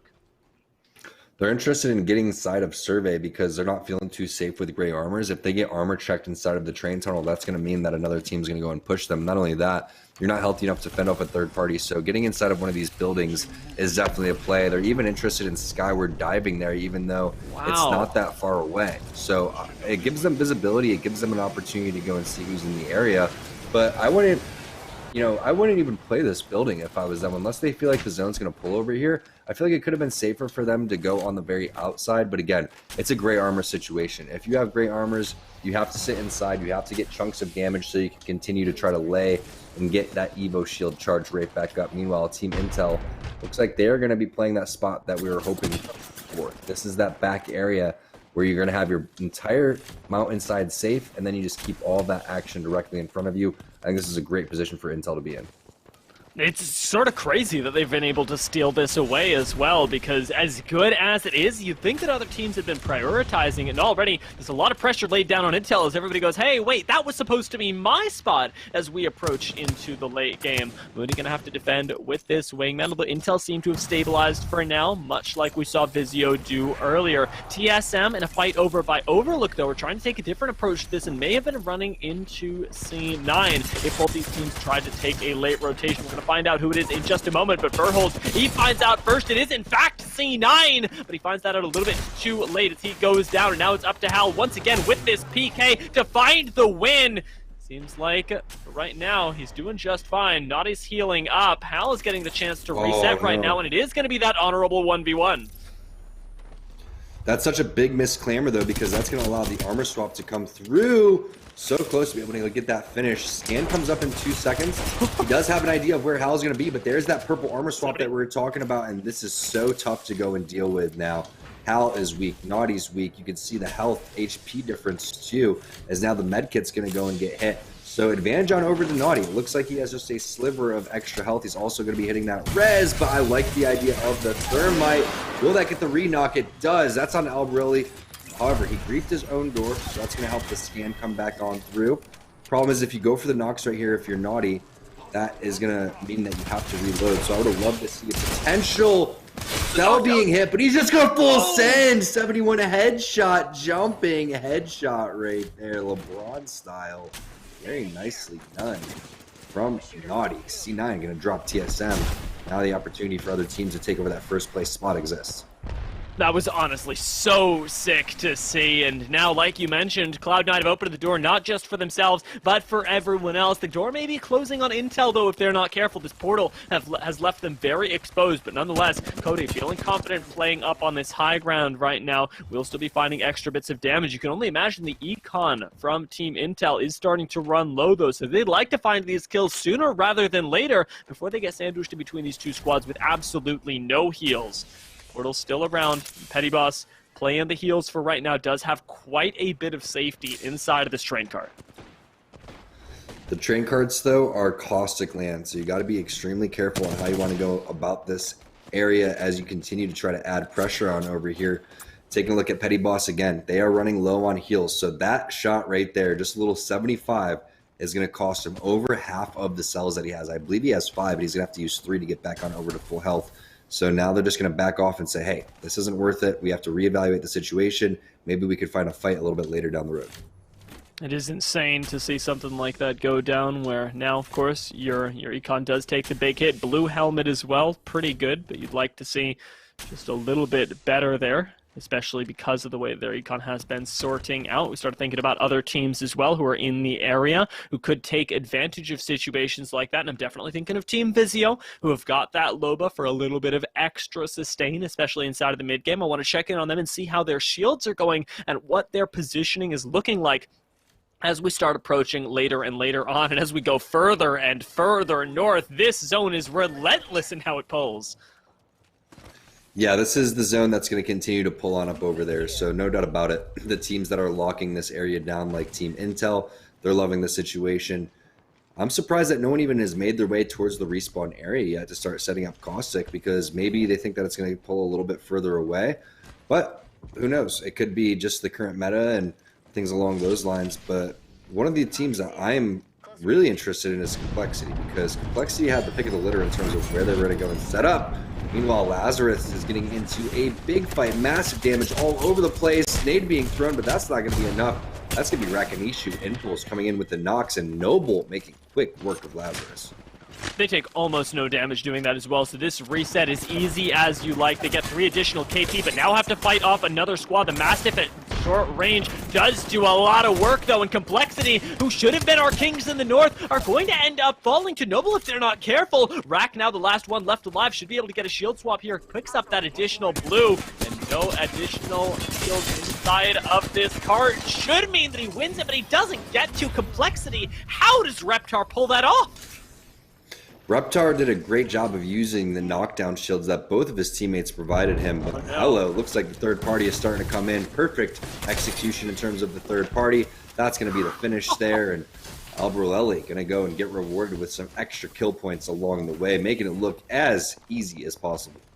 100 damage right to the dome. That's the second squad wipe for C9. That was only, I believe it was 2 kills this time for them. C9 are already off on a roll, and we talked about how well they need to be able to control this northern zone, make this worth their while, especially with a rough start to the day. Nerf, in the meantime, have had a pretty decent one, but pushing in from this south end, end up encountering a little bit of resistance at their backs, perhaps trying to gatekeep. And like you said, it is caustic land, so as soon as you see that, you got to get out. And you also had the Nox gas grenade. I believe that was used by Blight just to give them a little extra damage and a little bit less visibility for the enemy squad. But I like that idea. Go and add pressure, get that cooldown on the enemy team gone, and then you could live to fight another day, because you know these barrels do take a little bit while to come back, and that's why you said Blight is like, all right, we're going to try to toss this one a little bit further, try to own a little bit more real estate, and then we're going to approach this situation. But you can see they don't have the armor advantage, and that's starting to worry them. While that's happening, there are 2 teams on both sides of the tunnel. So if you don't have Caustic here, there's absolutely no way you could rock this. So it really comes down to Blight and where he places these barrels and how they're able to hit their shots around the corner. Unfortunately, barrels are all being taken out. The enemy team is starting to push forward from behind. The other team's starting to push forward and get rid of those barrels too. And it's just a matter of time before Splash ends up having to fight, if not one, both teams. I like the warning shots from this R99, even still on the Caustic with no barrels, is trying to keep his team intimidating at the very least, gets one back, but like you talk about, the placement of the barrels is so ridiculously important. It's the thing that's put them in the hole up until right now. Dracos seems to have noticed that their backsides may be clear at the moment. Spots one more, though, and nobody's going to let you leave here, even as the zone closes in. Splash are going to start tanking zone damage very shortly if they're not careful.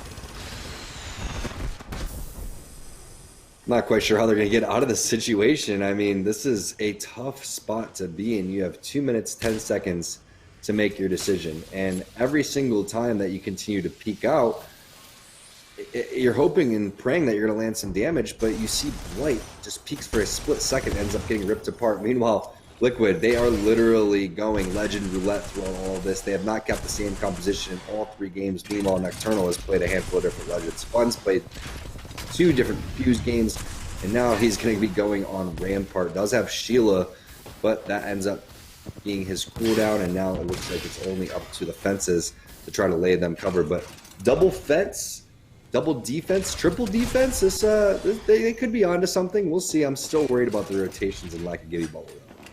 Yeah, this requires that they actually get inside of the ring, and with them currently being gate-kept, things are looking rough. I am, however, a massive fan of the Rampart, so I'm happy at least on an emotional level that we get to see it. With Splash, however, not happy at all. These were the ones caught in the no-win scenario earlier. They end up going down so quickly. With Nerf able to pick them up, they still lose one. To remember, that third party was coming through the tunnel as well, and now find themselves at a disadvantage. Quickly have to run for their lives. Messiah is going to channel that ultimate. This should be enough to keep Nerf alive until later on. They pick up a few KP, but it comes at a massive cost, and look where they're going. They could find themselves up against Team Liquid. This is definitely the play, getting out of there, maybe going on over towards the sniper post, which is going to be the play. You are going to have to deal with the team that is inside the tunnel, though, and you are going to have to be aware of G2 still coming in from behind you. But what great patience there from G2, waiting for Splash and Nerf to kind of duke that one out. Immediately turns, gets dropped because he took a decent amount of damage. But there was no hesitation in that collapse coming in from G2. As soon as they realized that Splash started to move up a little bit, they carried that momentum forward and then got that extra kill point. But still a lot to be done in terms of where are these teams going to go. Bubble has to be used. You don't have any ultimate excels right here for Messiah. It's definitely going to have to be a trek, and I'm not quite sure if Nerf has it in him with just 2 players on their team. I wouldn't think so, but crazier things have happened, and with Team Liquid taking the pot shots at them, they at least seem to be dodging pretty well. But Fearing Live does go down to G2, who are heavily on the push right now. And Team Liquid, interestingly enough, have ended up coming all the way down here to get in on the action. I love the way that they are playing this once again, but it will require some serious outplays, especially because they've got not 1, not 2, but 3 squads to contend with in the area. This is, again, I love how they're playing it, but this is where you really struggle without a Valkyrie, and I would love to see someone on this team, whether it's Nocturnal or whatever, someone utilize that Legend so they can get scans, they can get information, they can get out of these really cruddy situations, because this zone is just going to tick them apart, and they really don't seem to show any signs of moving. This is a very unorthodox play from Team Liquid. I want to see how far this gets them, because at this point, that's just the thing, right? You are limit testing with these compositions that by no means should be working, but this position should be, again, by all means, terrible for Esports Arena. They are getting shot from every possible direction and can't dip into the ring. Duplex has to play the knockdown shields right now, and it's the best person to be alive.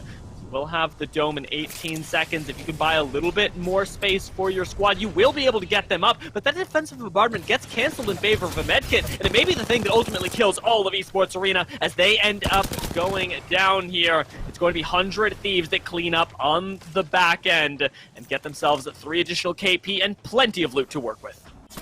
Definitely feel like it was defensive bombardment into the heal, so you could buy a little bit more time to go and heal. Instead, buy time to go and get the bubble up too, maybe try to force the action just a little bit more. However, Amu, if I'm not mistaken, got a 2-for-1 with that longbow, because it looked like knocks happened, unless it was just back-to-back pop shots. That was impressive coming in from Onmu, but what a grenade that was thrown. As soon as Esports Arena started to rotate, there was just a frag grenade that just sent them to their absolute doom. Meanwhile, he wanted to hop on board Vizio. Here they are, and it's not looking too solid, as it looks like 6 Madness are going to be the first 2 to get some knocks, and there's the final player, Panders, sliding in for the cleanup. Very nicely executed coming in from Ghost. Yes, Madness took a decent amount of damage, but they have the reset, they have the bubble, and now they get a lot of loot. And now as Ghost, you can breathe as well. You've ended up picking up these 3 kills, but more importantly, you've got a space that is really nicely far in the north. Madness has the portal available, and there's plenty of cover to work with. This is where I think Ghost should excel, especially with the recent pickup of Madness.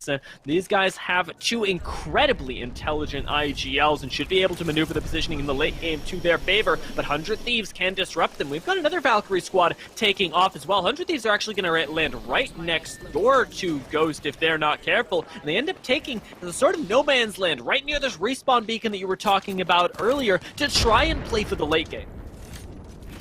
Vayne didn't get the memo, though. They landed in between the little gully here. This little crevice is trying to keep them alive as long as possible. Desperation pings going down all over the place. They don't have their Ashe ultimate to try to get out of here. Already used the Valkyrie redeploy. We saw that one coming in from Skyward Dive from Bane. Scurry, I'm not sure what's up with his defensive bombardment or his bubble, but this spot, while it looks safe, shouldn't be a spot that you could actually go and held. However, they're making it work. They're going to find C9. The kill feed is blowing up all over the place. CLG is going to get eliminated. Players from Knights are going down. They're going to fight with Xset. Meanwhile, that's going to be the finish as Xset's going to go and get them. And then you have Razor on top of Renegades. Intel getting involved as well. Squads just dropping left and right. This is insane to watch in that mid game as, like you say, 100 Thieves are able to capitalize quite well and now get to continue doing it. A very weird landing spot puts them in a sticky situation, but it's exactly the kind of spot that you wouldn't expect teams to be in. It lets them succeed for now with Onmu getting chunked out, though. He's got to pop that shield. Bat and Razor are right next door to them, already having taken down some members. It's Onmu against the world, and he's on this high ground, picking another 1v3 with a different squad across the way. Let's see if he's able to survive this. He's able to get his teammates back in the game because 100 Thieves aren't out yet. Amu is doing a great job of ratting this one out. He's playing the backside of the zone. He got a knock onto Elbra Lily as well, but however, Scurry does get taken down. Now Amu having to all the way over towards the high ground. Can he make it towards this rock so close? What a job by Amu. I mean, if everyone was sticking shoulder to shoulder with him, they may be onto something, but Renegades now, look at the amount of death boxes that they have. You really don't even need to hit a cell right there with so many different armor swaps happening.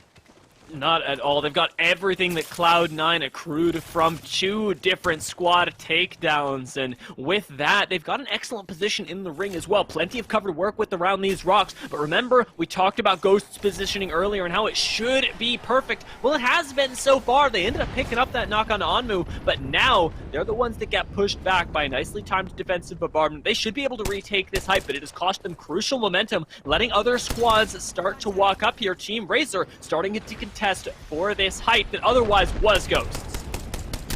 Now you can see the importance of getting to the opposite side of this train tracks to try to keep all that action directly in front of you. Nobody's really done it better than Ghosts. This Team Intel is going to be dropped. That's going to be Renegades and Pow picking up a couple of knocks, and Pow is sitting towards the top 10 of the leaderboard in all of the kills for this ALGS split, so not surprising to see him popping off. So 6 is going to come back through. Malice answering right back on to Panders, and now Madness and 6 going to have to duke this out. It's just a 2-person squad, but it is a straight-up 2-on-2 as the Thirst is going to come through. That does cost him a little bit. The damage doesn't matter. PK shots looking pretty solid overall.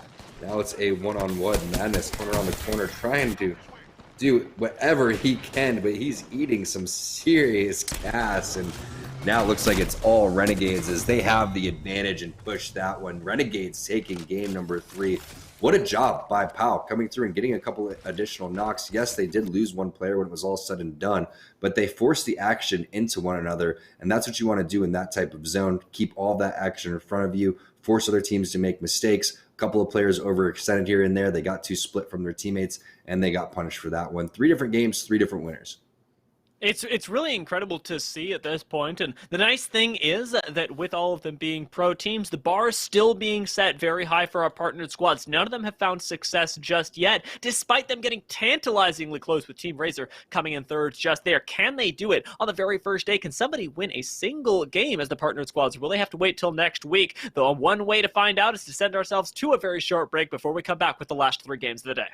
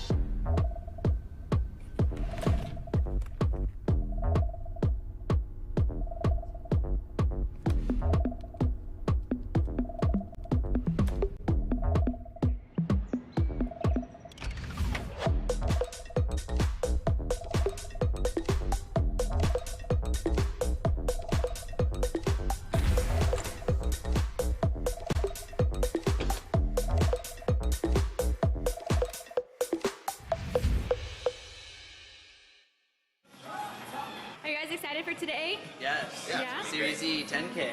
Yeah. Well, Team Esports Arena, I had a chat with Team Esports Arena this morning, and they pretty much said it was pretty much in the bag. In the bag? I don't know if it's counting, but first place pro league, ever heard of them? Twitch.tv/esports arena. Tune in. $10,000 prize pool on the line. We're starting in what? Half hour? There we go. Let's do it. Putting my face on, don't mind me. Yep. Complexity. Complexity. You always have a good Now we're going to start the Welcome to the Series E event 10K Invitational. My name is Yeso. I will be your host today. I'm joined by the man himself, the CEO and founder of Esports Arena. Welcome all of you beautiful people to the Series E event. Our top 4 squads from Season 3 will be joined in this lobby by 17 of the best North American squads. And like we said, we have $10,000 on the line.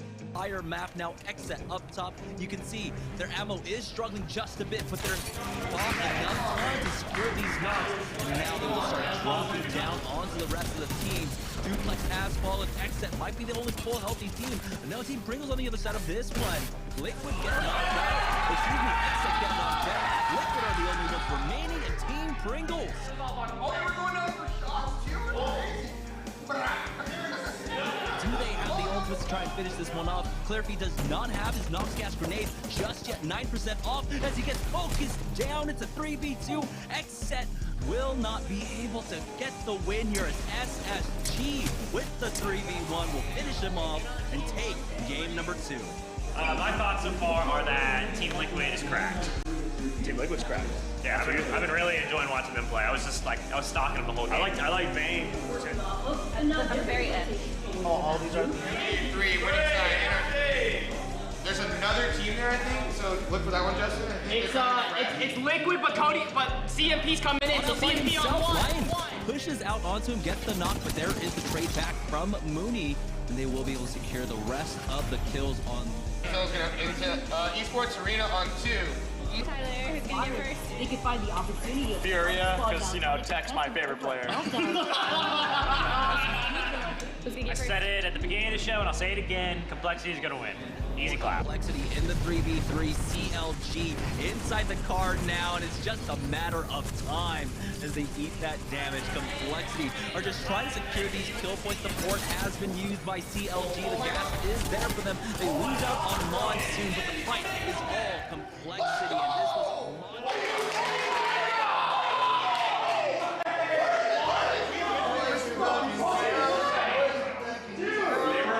I mean, how am I going to go away from my boys? Athletes, Team Esports Arena, they're winning. NRG, baby. NRG have that high ground angle. They have priority on the zone knock. With this off angle though, are seeing all the action happening in front of them. Right on top of Team Liquid though, with the motor, the fire ring from Energy is gonna let them know everything happening right here. You see the grenades being sent out. Look how many Doug has. 4 more grenades he can work with. He's putting on so much damage. This is ridiculous, and it's going to be all NRG at this point. One of the CMP. Mooney will fall shortly as well, and NRG have not lost a single player. It's going to be a quick reset out from them as Sweet uses that gravity lift to try and get a higher ground angle, and Nathan's getting involved in this. Nade's going in as well. Doug pushes up. He's going to get enough into that bubble. But now Nathan might actually fall for this, and now NRG. It's been an incredible day of games, a super exciting finish there, a wonderful close to the action here today. That's going to do it for us, ladies and gentlemen. Thank you so much for joining us here today. For myself, Tyler, the entire live broadcast crew, everybody here at Esports Arena. Yes, thank you all so much for joining us. We'll see you again soon.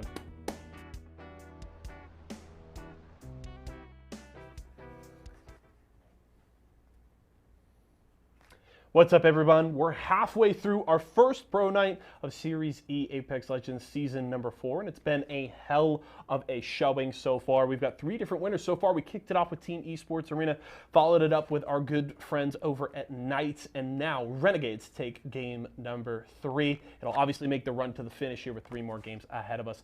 Very, very interesting. But let's check out our third player of the game here for tonight, and it's going to go to Pow Pow here. 4 kills and 2 assists. Not a ton in the damage department, just short of 800 here, but Renegade's getting it done. And obviously, it's something I highlighted a ton all throughout last season, and I will continue to talk about it here. When you get into those late circles, if you can be the team to third party, you have an extreme advantage. And Renegades in that final fight was the only squad with a full 3, and it just meant that they were so much stronger going into that opportunity. They take advantage of it and grab the victory and grab themselves quite a solid chunk of points there. We'll have to see how that shakes things up on the Mobile One leaderboard, but it's obviously going to be a very fun run to the finish. TSM was feeling really good. They were sitting at the top after 2 games, and we'll have to see if they are in that same position here after 3. Do want to remind you guys, obviously we're doing this awesome giveaway. You may have seen the commercial a couple times on the show. We've got an awesome Intel swag pack for you, and if you want to win it, just hit ! giveaway in Twitch chat right now. It'll give you all the information that you need. You're going to want to get in on that, because otherwise I'm going to take that swag pack home. I'm going to be super cozy in that blanket using that new mouse mat. So definitely make sure to check that out with ! giveaway. We're going to go to a quick break, though, right now. When we come back, Dia and Tom will get you ready for the second half of Series E Pro Night.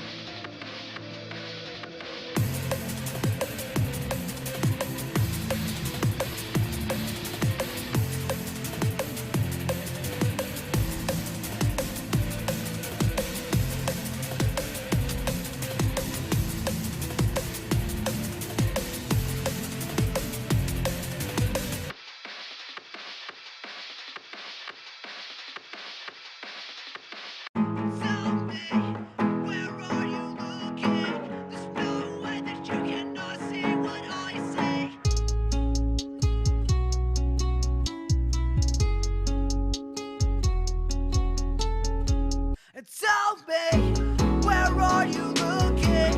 There's no way that you cannot see what I see. Tell me, where are you looking? There's no way that you cannot see what I see. We're going left, I need you by my side. We're going left, tell me why you're always on the right. Don't decide, I just need you to barely try. No, I fry, I just need you to not die. There's one left, I need you to win this fight. You should have rested, we lose like this every time. Go ahead and cry, you're not getting better. This isn't fine, we can't play together. And tell me, where are you looking? There's no way that you cannot see what I see. And tell me, where are you looking? There's no way that you cannot what I see. Tell me, where are you looking? There's no way that you cannot see what I see. And tell me, where are you looking? There's no way that you cannot see what I see. Going left, I need you by my side. Going left, while you're always on the right. Don't decide, I just need you to barely try. No, I fry, I just need you to not die. There's one left, I need you to win this fight. You should've rest, we lose like this every time. Go ahead and cry, you're not getting better. This isn't fine, we can't play together. Halftime is over, and we are back, baby, back with more Apex Legends for you viewers at home. Tom, we have had a great time just earlier today. 3 different games, and like you said, 3 different winners, with Renegades taking away the most recent victory. They've started to put themselves in contention for a top squad, and it's surprising to see, especially because they landed tree and ended up winning a Northern Zone, which is very hard to do. It is, but it was really weird to watch teams that should have been taking priority positions like Complexity or C9 not take those spots. Let's take a look at the Mobile One leaderboard and see exactly where everyone's kind of stacking up, because I thought that there was a lot of misplays in the way that they were approaching this zone. I think that everyone knew that was going to continue to pull north over towards the respawn beacon, but a lot of players and teams got greedy for kills and tried to do some gatekeeping. However, in the Valkyrie meta, gatekeeping sometimes doesn't work out as well as you would hope for, because they just start flying over your head. Yeah, there was one point where I think we saw like 2 or 3 different Valkyrie ults as we approached Zone 5 that definitely threw everything into chaos. Among all that chaos, though, Ghost Gaming did do pretty well. I was impressed with their performance coming up towards the north, and now we finally got those Mobile One leaderboards to see how it ended up stacking up for them. Ghost end up taking the lead there, 32 points in the day so far, and if they double that up, they can make it to 60 by the end of the night, but Renegades are hot on their tail.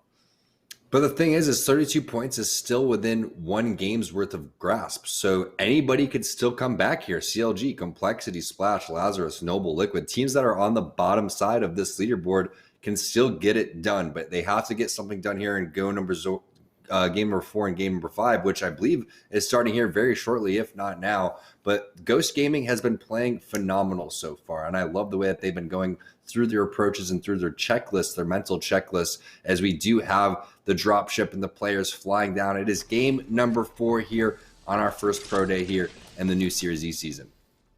I'm liking the way that it's started off so far. I'm recalling all the fun we had last time, but this time things are going to look a little bit different. It's not the teams from the south that will have to go through the choke points. Instead, it is the teams from the north, as we're pulling down all the way into Esports Arena territory. It's time for Lava City. Yeah, Lava City looks like a potential spot. If we could get the map overview, we could find out exactly where this one could be. But you know, when you get that second scan and you find out that you're in the zone, that is a beautiful thing for these teams on that south-hand side. So out of 4 games, 3 southern zones, 1 northern zone. It's kind of been the tale of Apex over the last couple months. Get a chance to cast a lot of Apex in terms of Esports Arena and also the ALGS. And it's just been a common reoccurring theme is this one is a little bit hard to say where exactly it's going to go.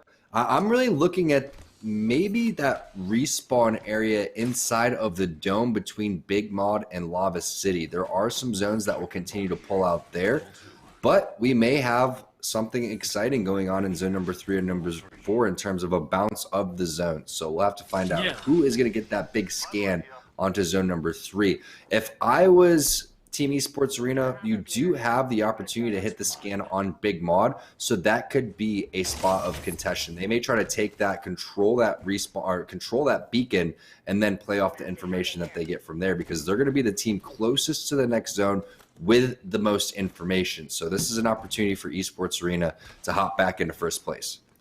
And interestingly enough, the team just to the north of them will have some interesting decisions to make as well. Noble, I don't believe, have the beacon. This time, going to operate on very little information, which kind of stinks for them. Normally, they'll leave Impulse over at No Name to try and gather that little bit of extra data, but now, flying kind of blind, they're going to have a lot of teams rotating through their POI, and they don't know where these teams are going, which may end up really harming them in the long run, as XSET have already started their rotation up. We know that dropping Harvester, they've got this scan, and you can see it on their maps right now, and end up deciding that Lava Siphon is where they'd like to, if not rotate through, likely stay, because there's a good chance that especially up north in Lava Siphon is a nice area to be in later on in these rings. Looking at everybody's weapons, and they're looking good, but I think it's Klain who is sitting on like 40 light ammo now. So you're going to have to find someone's Loba black market or talk to your boy Hal, because you know Hal's always got that light ammo on deck. But he's giving tough it away. Situation to be in. Yeah, he's basically giving it away at this point. Maybe talk to your boy Reps. Reps seems like he's stacking all the light ammo in the lobby right now with about 300 shots already in the first minute and a half into the game. But this is what we saw from TSM previously, where they decided that they wanted to go and pressure this just a little bit more and continue to push up. And somehow they've walked away with dark blue armors. I'm not sure if that's better than the light blue armors. Maybe this is a new Apex update that happened during halftime. There we go. Oh, Tom, you and your perfect vision. I'm looking at this going, yep, this is the colorblind mode that I play in. So this is a little bit of I guess, diversity for the viewers back at home. If you had been struggling to follow along so far, now you finally get to see all the colors in full HD perfection. With TSM taking this rotate, though, you mentioned that it's odd, and you know what? It is even more so than it would initially seem, because they've got the zone read as well. They could have gone down south, but the pressure that they've applied has been continuous, and it seems like they've really prioritized this crafting over anything else, making sure that they have those resources moving into the mid game that otherwise I think TSM is characterized by not having. TSM has always been one of two things. They've either been a team that gets directly into the middle of the zone, or they kind of play the edge. And when you're rocking Bloodhound, you tend to want to take more fights and you want to play the edge. And crafting is a big deal if you are going to play the edge. So it makes complete sense for them to try to go and do this one. You don't want to be stuck down there with maybe only one battery. Having a handful of batteries, maybe 4 batteries when it's all said and done for each player on your team is the ideal situation in these tournament scenarios over here. Triple purples coming in for 100 Thieves, so they're liking their position. They also have that beacon scan directly above them if they want to continue to go and milk that one. But it looks like there's 2 teams coming in this vicinity. There could be an opportunity to pinch over here. Looks like Scissors, Phony, and Fury are going to be the first team to drop Boogie Bomb Bill 23. I forgot who is smurfing on that one, but you really can't take that name seriously, let's be honest with you. No, you can't, and yet it does end up costing you the fact that it was difficult to keep track of our Boogie Bomb boy, because at this point he's already picked up 3 kills for XZ and is looking real good so far. Esports Arena doing exactly what you called for, looking good themselves, controlling Big Mod for the moment. With round 1 only a minute 40 away from closing, they should be able to get that next scan and likely leave if they absolutely need to. This is a proactive squad that does want to find themselves, if not directly in the center of ring, certainly around a building. It's why they've picked up the caustic and exactly why they're able to hold a building like this now. Ooh, nice shots there. Triple take with the 2-4. 2-4 scope, just so fun to utilize on all of these weapons.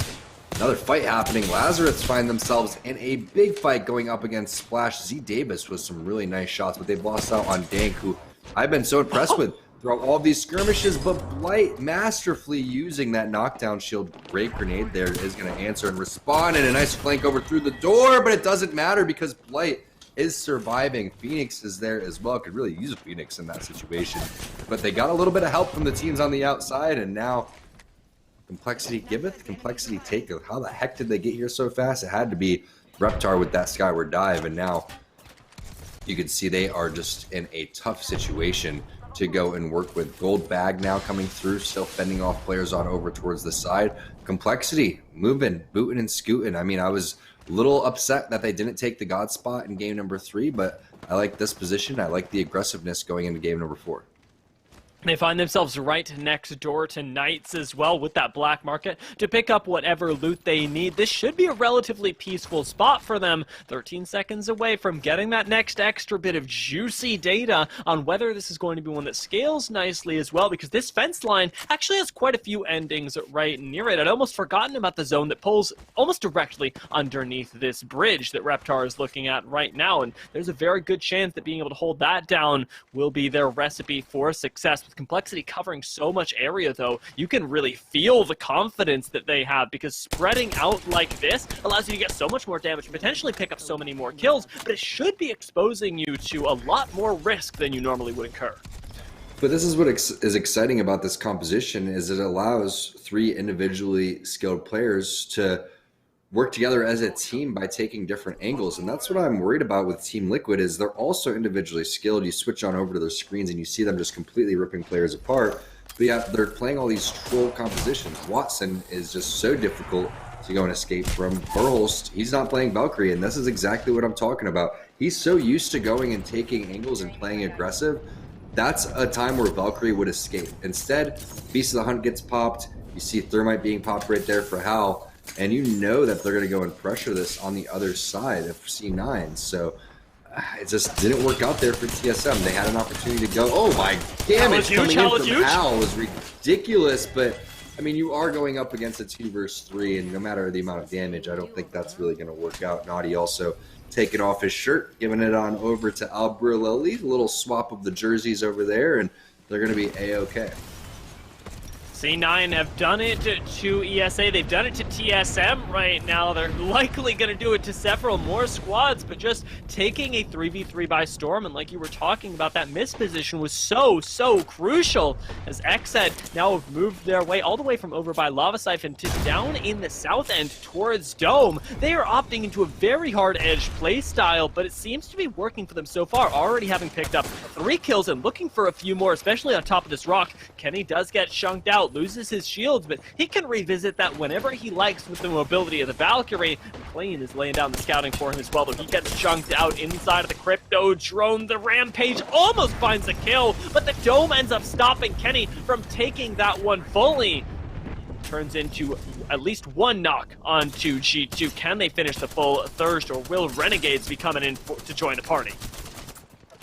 Oh, the Spitfire recoil really getting the saucer right there. That's why they give that thing 55 shots overall. G2 not having the day that they were hoping for. They're going to get eliminated, especially and surprising after G2 had such great back-to-back days over the weekend for the ALGS. Saucer is going to go and put down that portal. Bubble was used on the other side, though. So this is a little bit of a weird situation, because typically you want to go and stagger those. Instead, they both kind of panicked, but it was the right play. Trying to save Saucer, you really need to. You don't know that he's going to instantly just portal throughout all of that. But defensive bombardment gets thrown down by Kim Chi Lee, and majority of that is going to be eaten by the mountainside over there. You can see it's not really connecting as he was hoping for, but the Thermite doing some serious work, burning 2 players, giving them armor cues, also showing where those players are going to be rotating towards. Yeah, this is a really nice couple ordinances from Excedrin, from Kim Chi Lee, who now, the backbone of this team, rotating down to the south, is going to drop, but doesn't quite get taken down all the way. So ridiculously low, but he's buying time for Cruisen and this legendary wingman to put in the work. With them going so low, though, Enemy and Kim Chi Lee have no shields, and it's all up to Cruisen at this point. He takes down 1, takes down 2, and somehow Excedrin complete the wipe, if just in the nick of time. Able to play Kim Chi Lee's shield. Cruisen does have the port to try and get him out of harm's way, but Xed are not going to let that one go without a fight.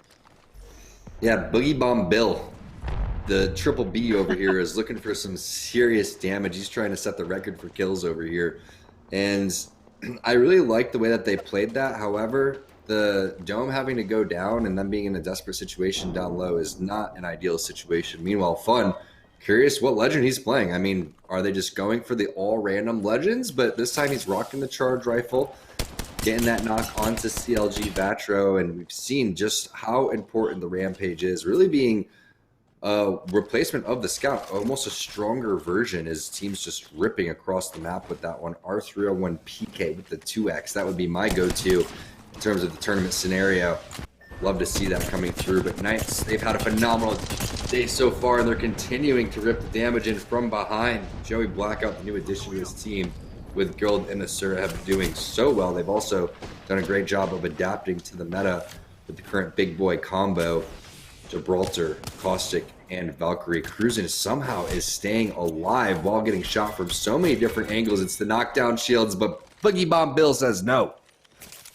after being knocked earlier as well, it's a good thing the Knights bought him that extra little bit of space so he could keep the roll going. XZ have been dominating with this, I want to say new pickup is what we'll call it, but this guy is certainly I'm making me wonder who on earth it could possibly be behind a hilarious screen name. And as XZ retake the high ground, they're going to have opportunity to show him off even further, because they control not just the caves, but the rotations in towards Lava City as well. This may very well be their recipe to success, but they're going to have to get inside Lava City and expose themselves to a heck of a lot of damage on the way in. You called that zone perfectly, T-Squared, right on top of the small zone to the north of Lava City.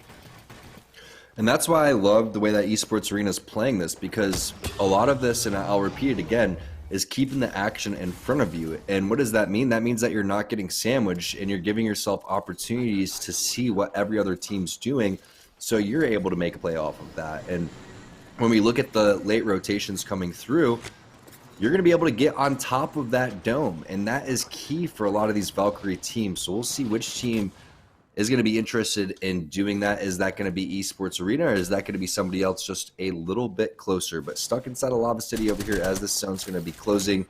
A lot of teams will start to fall now, but we've already had a just complete bloodbath already. Typically, you're going to see around 15, 16 squads for this zone. We're already down to 12. That is, maybe dialing down to 11. Nice bit of damage comes in from above, and it's Team Liquid on the Valkyrie that you called for earlier, starting to shape up now as they throw in even more off the missile barrage, force the dome, and do have the opportunity to drop down, but they're playing this one patient, and the defensive bombardment comes down on them from above, forcing them to move, maybe start to cut off this roster below them. Complexity still in a very difficult situation, and I love these barrels for Team Liquid, keeping squads from coming up behind them unawares. Nerf looks like they're getting into a fight. A lot of times teams will coexist inside of these buildings. We used to see a lot of bloodhounds going through back and forth, and so I was like, wait, did that stick me? Should I run back to my teammate, or am I good to get down and slide down these stairs? Meanwhile, Knights gets a knock right there onto Noble. Duplex is going to go and get the finish with the R301, so you know those two teams are within the vicinity. Meanwhile, the rest of XZ continues to heat up. They're going to drop Knights right there. Knights out in 11th place, but it's not done yet. Kenny's still trying to take down some more players. As you can see in that kill feed, things just blowing up all over the place. Right now, it's all up to XZ to continue to try to add on to this amazing kill total already. You could see 5 kills, 3 assists, 1,200 damage, and we're just around halfway through this game. What are XZ on right now? What is happening with this team? They have been so quiet for the rest of the games today, but somehow this time they're starting to pop off. It is amazing to see a roster that, again, has had some growing pains throughout the Pro League season, now in one of the best lobbies that we could have for them, start to shine. It is just over that halftime, but they still have enough wiggle room to start to place themselves in the top 3. Well, Nerf looking to do exactly the same thing down here in Lava City. I believe we'll have to vacate the premises once this ring starts closing. 27 seconds should take us heavily off to the north, and including just the barest bit of this baby dome in front of them. We'll see who ends up winning this, because when you pull out of Lava City, a lot of teams come with you. I like that call. A little baby dome, a little mini me dome that's sitting there over towards there. I'm curious to see who is going to be risky enough to go for that drop, which is just the biggest bait of a drop I've ever seen. All 24 players are going to be staring at that one, whoever makes their play. Now, this is the interesting spot again. Remember, the top of the mini dome is the key here, but you can't get there early. You have to get there late, but you can't get there too late. So the timing is really, really complicated on these rotations. Tia, well, in the meantime, it's going to be C9 that are controlling that. We talked about that bait, though, of the care package. It's already happening. Nerf ended up going for it and seemed to be getting the best of Razor right now as they delete them. But in come XZ, and with that EMP, eliminate all safety that Nerf had previously. Now dropping behind, trying to play behind these small little bits of cover provided by the Caustic. They're not going to be safe inside of the ring, and Complexity will on the other side of this, laying down so much damage as teams are forced to run into them. Other side of the map has C9 succeeding, taking chunks out of intel, moving us down to the top 7 squads, and that care package still untouched. Boogie Bomb's still picking up some kills. I'm also excited to see Monsoon go onto Wraith instead of Caustic because his movement is just so ridiculous, and now he's going to be able to add more and more pressure, hit these quick armor swaps, get this loot, phase back to his team if he really goes and needs to. And what is inside? Is that a Kraber for Complexity if they want to go and use that one? I would love to see Reptar or Shiny get that one. You can already see gold R301 basically there for a Monsoon, massive in the back pocket. That's what you want in your raid. I mean, Reptar's Kraber is insane, so we'll get the chance to check in with him a little bit later, see if he's taking advantage of that. But in the meantime, Xset going up against another squad, end up being taken out entirely. Team Liquid fall as well at the hands of C9, but C9 may have overextended because ESA are on their tails. This zone is so tight, and like you talked about, the timing is perfect. C9 have just left themselves a little bit too far up creek with no paddle around the edge of this ring that ESA love to prey on. And it's not that big of a deal that ESA has been slow playing this, because keep in mind, that's how they won game number 1, and they're looking to be the first team to go with a repeat performance here and maybe win 2 out of 4. That could be absolutely phenomenal for this squad. Gold helmet there on Duplex, plenty of ammo to go and work with. Gold R301 as well. This guy has got more gold than Mr. T out here. As Stay Naughty is just locking down underneath the bridge. Not an ideal situation, as this zone will start to close. We'll find out if he is actually in here. I don't believe that he's going to be, but the way that he's kind of posted up makes you feel like he could be safe for now. Xset looks like they survived throughout all of that. They somehow maybe got some reses or worked their way back in over towards the zone, and now a lot of teams starting to pick little corners of their eggshell, and there's a lot of spots to go and work with over here, so don't be surprised to see if things continue to slow down for this zone. But Xset's not having any of it. Kenny's even sitting on an Arc Star somehow, some way. Is he going to be able to jetpack out of that one? Shiny going to pick up Petty Boss and drop one player. We also still have some more rats inside of this lobby too. We know Naughty was alive. We'll see if he can continue to do things. Reptar picking up a Kraber knock onto Skittle Cake, so that's going to slow Esports Arena down temporarily. Big grenade coming through from behind. We were wondering who was going to get that sniper rifle. It is going to be Reptar. So good with the Sentinel, so good with the Kraber. Now looking to put down some more damage, possibly onto Team Esports Arena. That is Knock most likely in his view. Nobody's taken the high ground on the eggshells yet, though. And we are going to get a real treat here. Complexity looking up against Xset right now. Xset likely the largest threat to them. Esports Arena, yes, they're easy pickings on the low ground, but if anybody's going to take this game away from Complexity, it's going to be a flank with only 4 squads left and C9 on a rat. We'll see how far they can make it, but it really is a showdown between these big 3, and Complexity need a little bit more cover provided to them. A really nice crack comes in onto Klein. Klein goes down. This is Complexity's opening, and they know it as well as we do. Complexity in such a good spot right now, but keep in mind, Naughty's in a decent spot too, because if they start to skirmish a little bit longer and if Complexity gets weak, you could see that being an opportunity to go and push through here as that rat and possibly win that one. And now you can see where he's located in that player outline. All the players, excuse me, from Xset on this east-hand side. But man, Reptar is just so scary with this Kraber. Really could change the tide for either team with just one shot. As the rat gets swiped, our Tomcat is on the prowl, and we're down to our top 3 squads. C9 are out, and it is between Complexity, the last remaining members of Xset, and ESA to make this game happen. As Xset eat it, we're going to see if Complexity can survive. Still 1 remaining member for Xset, though, might be able to clutch this out. So both ESA and Complexity have to play carefully. They take out that rat, and now it is a 3v3 against each other. ESA clamber over the wall, throw down the dome, and take the fight from the low ground and make it look so easy. Just amazing presence there from Caustic. That's how you do it. You just enter with the barrels. You enter with the Nox Gas Grenade. Force the players into one another. You saw how much damage Esports Arena was taking. There was just constant Valkyrie missile barrages, nades on top of nades. They had to deal with Naughty from behind. Somehow, some way, when it's all said and done, they advance to the mini dome instantly. Plus, they're all full health. Plus, they have Nox Gas Grenades and all of their utility that they needed to do. It looked like Complexity was in perfect situation to go and win that game, but it was Esports Arena with the slow and methodical plays that paid off for him. And it's so hard to wait that out. It's so hard to have the competitive experience and the knowledge to know that you can win that game at that exact moment. It all came down to timing. And once again, Esports Arena, they found their 2nd win of the day. Let's take a break, see how many points it got them right after this.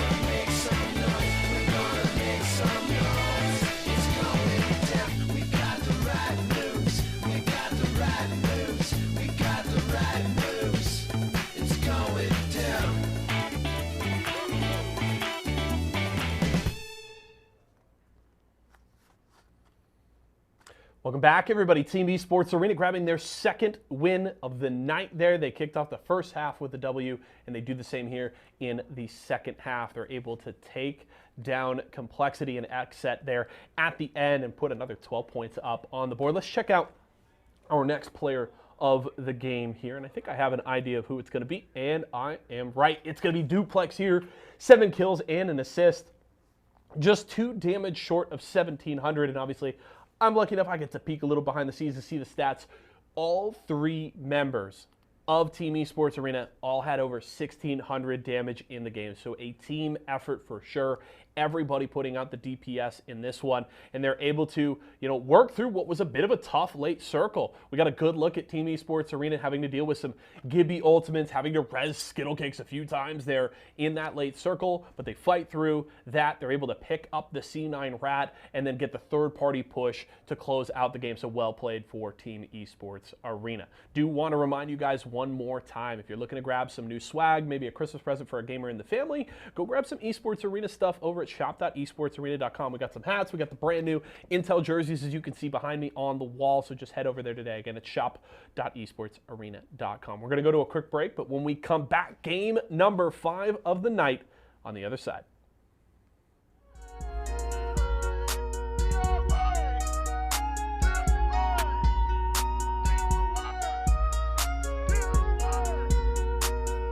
Ooh, like the 301 home, bats of bullets off your chest to the armor falling off. Oh god, all those gas making you cough. Feeling caustic when I drop, leave your body in a pile, let it rot. Shield cells got a lot, watch you move, you a bot. Watch you fade like a thought, skull town where I bang. Watch your life, watch your train, never getting off the train, never drop another game, yeah. Ooh, like the 301 home, bats of bullets off your chest to the armor falling off. Oh god, all those gas making you cough. Feeling caustic when I drop, leave your body in a pile, let it rot. Shield cells got a lot, watch you move, you a bot. Watch you fade like a thought, skull town where I bang. Watch your life, watch your train, never getting off the train, never drop another game, yeah. I got the size, H-Cog, barrel stabilized, no rock. Standing mad, more shots, standing stock, ready pop. I got the size, H-Cog, barrel stabilized, no rock. Standing mad, more shots, standing stock, ready pop. I got the size, H-Cog, barrel stabilized, no rock.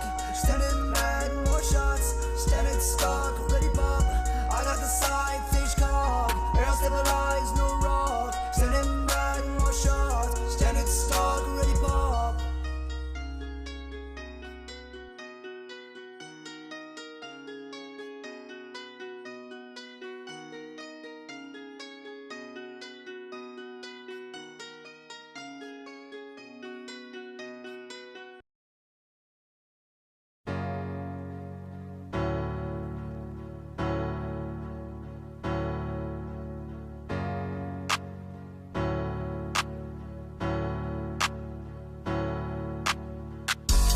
Run up feeling dirty, dirty, hit him with the 30-30. Dropping with me, that's a 50-50, and ain't never learning. Back to the lobby, got you playing sloppy. Triple take your life away, we the third party. Yeah, we all in, yeah, we mobbing down the hill, and they falling. I'm looting up they squad, yeah, they ballin', I'm ballin'. I told you we would get it, yeah, I called it. We keep on queuing up, we just can't get enough. These wins are stacking up, my ops like a lake, yeah.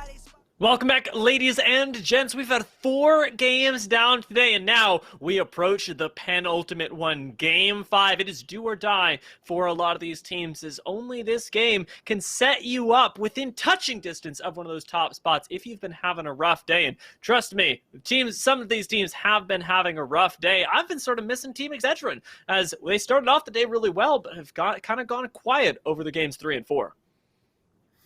I was more or less someone stop the kid in the pink shorts, okay? Because that guy is unstoppable. Who throws paper 3 times in a row? I'm just wondering where he got his strategies, because absolutely unstoppable. Playing like Esports Arena and rock, paper, scissors. Maybe we'll get a little tournament going on. But what an impressive performance right there. And I mean, winning 2 out of 4 games with a new roster, with a stacked lobby, is not easy to do.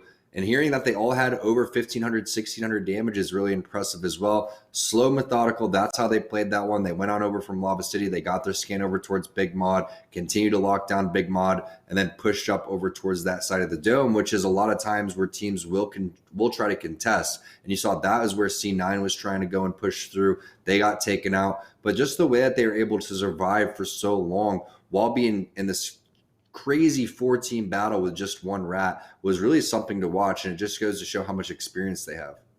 Yeah, and it shows the diversity of the way that Esports Arena is comfortable playing as well. I mean, they are used to playing Southern Zones, as many teams are, but to play one at home takes a totally different skill set than it does to cross over into Thermal Station and play Edge in that specific case. And so I really like the way that they demonstrated that, and definitely proved that no matter where the zone is going, that it doesn't matter. They've got the skill to be able to take games. But Complexity and XZ definitely showed us a different side of them as well. I was really impressed with Complexity's control over Lava City and XZ's ability to really travel all the way from west to east and just frag out along the way.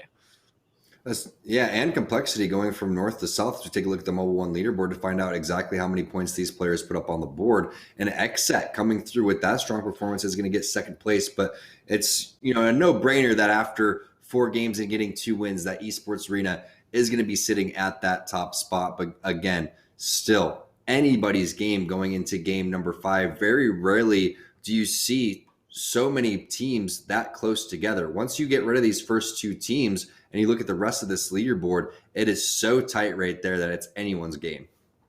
And if we just take a look back at last game as well, I mean, Esports Arena, they came into it at 7th, and now TSM sitting at 7th is in a very similar situation. Surprisingly, TSM hasn't actually managed to win a game today, and Cloud9 right below them, despite destroying Esports Arena and TSM in different scenarios. You're taking 3v3, some of the most convincing we've ever seen. They are sputtering out in the mid-game, and if you can just close one out, you could find yourself in that first place spot. It is that close. But speaking of close, speaking of those margins that are so important, let's take a look at that Mobile One high performance moment. It's the end of the game. It's that big win where Esports Arena decided to roll up and take it all.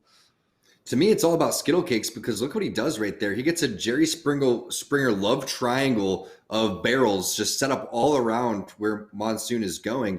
And there's basically no option except to eat gas right there. And that's so difficult, because now once you toss those barrels out and you make this like Bermuda Triangle, next thing you know, you have your flatline perfectly lined up. You're not expecting them to get to that point so fast. So as soon as Complexity got distracted, that's when they go and push up out of the line of sight. And then it's all Skittle Cakes right here. We don't have the moment of where he threw his Nox gas grenade to go and buy that time just to get to that point. But that was so impressive in its own too, to go and have that so well placed that it filtered Complexity out, distorted their vision. And that's why they were able to advance. So again, we've seen some amazing caustic plays coming out from the Esports Arena team. But here it is, game number 5.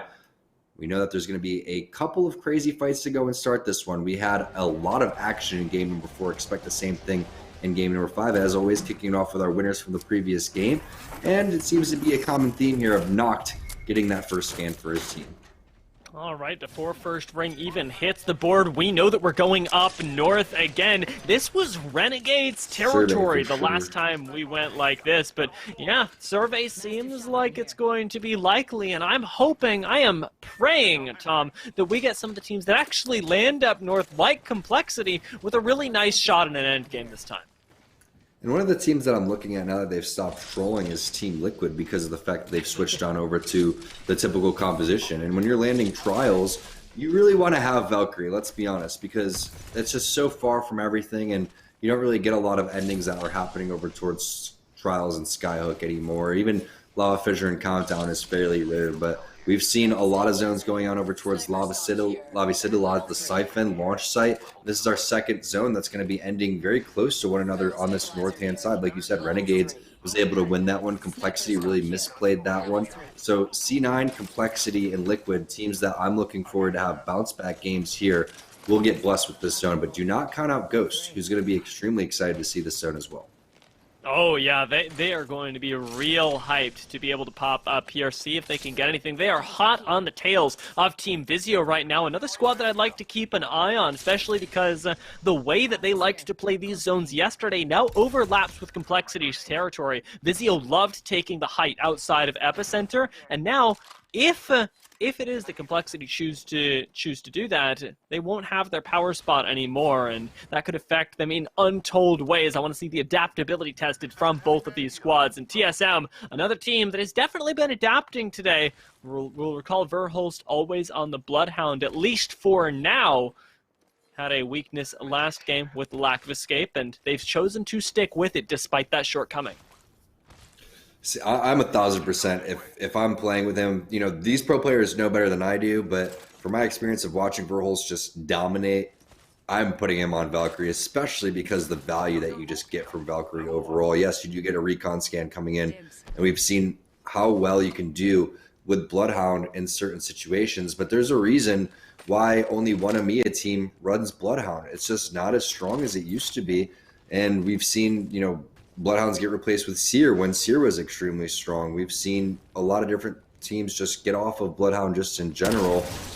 Nice little grief of the bot flying around in the air, just a blue bot, so most likely they shot that down to try to avoid Team Xset from getting anything. But Intel, with the first redeploy that we're going to go and see, it's going to be Cody, Mooney, and Petty Boss making their way. And I believe Intel is in first in terms of our partner teams so far today. So they've been putting up a really good fight next to Team Excedrin. Rest of the partner teams on that right-hand side. But keep in mind, this is extremely stacked. You're seeing a lot of our top organizations on that right-hand side of the leaderboard as well. Yeah, it is a worrying time to try and fight through all of that. But Intel, with this position, have a good shot at being able to do so. They can look down at where Cloud9 initially drop over in Climatizer, control a lot of the fights over in Epicenter, and have a really nice angle into walking towards Survey Camp should the ring continue to pull there with the bit of cover provided by these rocks. It's a very flexible position, but one that doesn't net you that much KP unless other teams are opting into fights on their terms. So definitely does come with a little bit of worry. I like this look from Complexity though. Learning from last time, they've once again opted into this high ground, but a little bit earlier, taking these train tracks to try and push into Survey Camp from a power position. And I'm so surprised they didn't do this in the previous game where the zone pulled over here, because this is the play. You know, 99% of the time, you want to get on over here, but you do end up getting pinched coming in from both sides, and nothing is worse to get pinched with than a charge rifle. That's just going to cost you so many different cells. Fortunately, Reptar does have the gold armor, so they're going to be able to share some batteries with one another. However, Ghost, Panders gets taken out by Razor on the rotation. This one's going quickly as Razor do end up having this caustic, plenty of room bought for them, so it's going to be difficult to push them, difficult to answer this back, even though I'm sure that Ghost want a little bit of revenge for their fallen comrade. Should be able to get him up as well. We've still got 60 players in here, so Dome likely forced out, and Razor super duper comfortable over here in Survey Camp, although I'd like to see him a little bit closer to the doors. The fact is that by sitting back inside altogether behind these caustic barrels, they can save themselves quite a bit of economy. 12 shield cells may seem like a lot, but we've got so much more zone to go, and they're not going to be moving. Really, they're more worried about ammo, and that's why you can see them just AFKing basically inside of the building, because we said Survey, and they're heavily favoring Survey as well. Complexity, they're looking for more kill opportunities. That's why they're staying on the outsider Survey. They're trying to find more teams rotating in. Maybe they'll find a secluded fight over there. Maybe they can even take that fight and then win another third party that comes their way if anyone wants to get a little bit too greedy. But Vizio locking down the high hills of Epicenter. This is not an ideal situation. Ideally, you'd want to already be inside of Survey here, but the experience from Vizio is saying, hey, we're not going to be able to make it in. We've missed our rotation opportunity. Let's just chill here. Even if we try to Valkyrie all in, it would just be a waste. We'd end up just griefing ourselves because there's other teams that are going to be closer. So this is what they were looking for. Little stragglers on the bottom. Big 120 damage coming in from Phony. He's going to be able to charge that Evo shield right back on up. Charge rifle, just so useful. So easy to line those shots up. Still doing some big damage overall. And it's just so nice to get that Evo shield charged up to purple for Phony. Yeah, he is laying it down right now, and I really like this shield swap as well, giving everybody the opportunity. This is really good management of the shields. A lot of the times you will see people just hang on to their shield when they get it charged up to purple, but because the distance between blue and purple is so much easier to crest, Phony now has the opportunity on this Gibraltar to once again farm up for his team, get them in a better spot, and he doesn't really have to worry about taking these extended trades with the shield economy, because remember, he has got a Loba on his side as well. Wonder what the amount of crouches you need to do to show peace here, and just be like, hey, let's just trade a little bit of damage back and forth. How much do you need on your Evo shield? I need 179. Let's just hit each other a couple of times and then call it quits. What do you say? And if you're Vizio, you don't really care, because you will have that black market to go and exchange weapons if you go and really need to. And if you want to continue to get more cells out of there, more ammo, that's going to be A-okay as well. Interesting. Grabbing the Massive instead of the PK is going to be one of the selections that Phony ends up going with. But this is the goal here for Vizio. They're just going to be waiting here for quite some time. This zone will end up playing out extremely slow, and you're already seeing that. So much different than the previous game. The teams are realizing, again, this is 1,000% going to be a survey zone. So the teams that are on the edge will continue to play the edge. When we move into zone number 3 and zone number 4, once things start to get squished in a little bit more, that's when we'll see a lot more action. I had a suspicion earlier that TSM were going to try and play a little bit more edge. They seemed to be trying it out when Cloud9 caught them last game, and this is an interesting adaptation. Of course, this is not the TSM that most people know, and we've seen them play zone quite a bit today, but going and sweeping out their backs, keeping themselves clear of danger, which is definitely what bit them last game, now gives them the opportunity to play this one out a little bit safer, and I like the way that they've adapted their playstyle, given the way that they know C9 has enjoyed playing things in the past. C9 still likely going to be by Overlook around now, searching for a few kills, while TL are doing much the same thing. They've picked up a very, very early Kraber.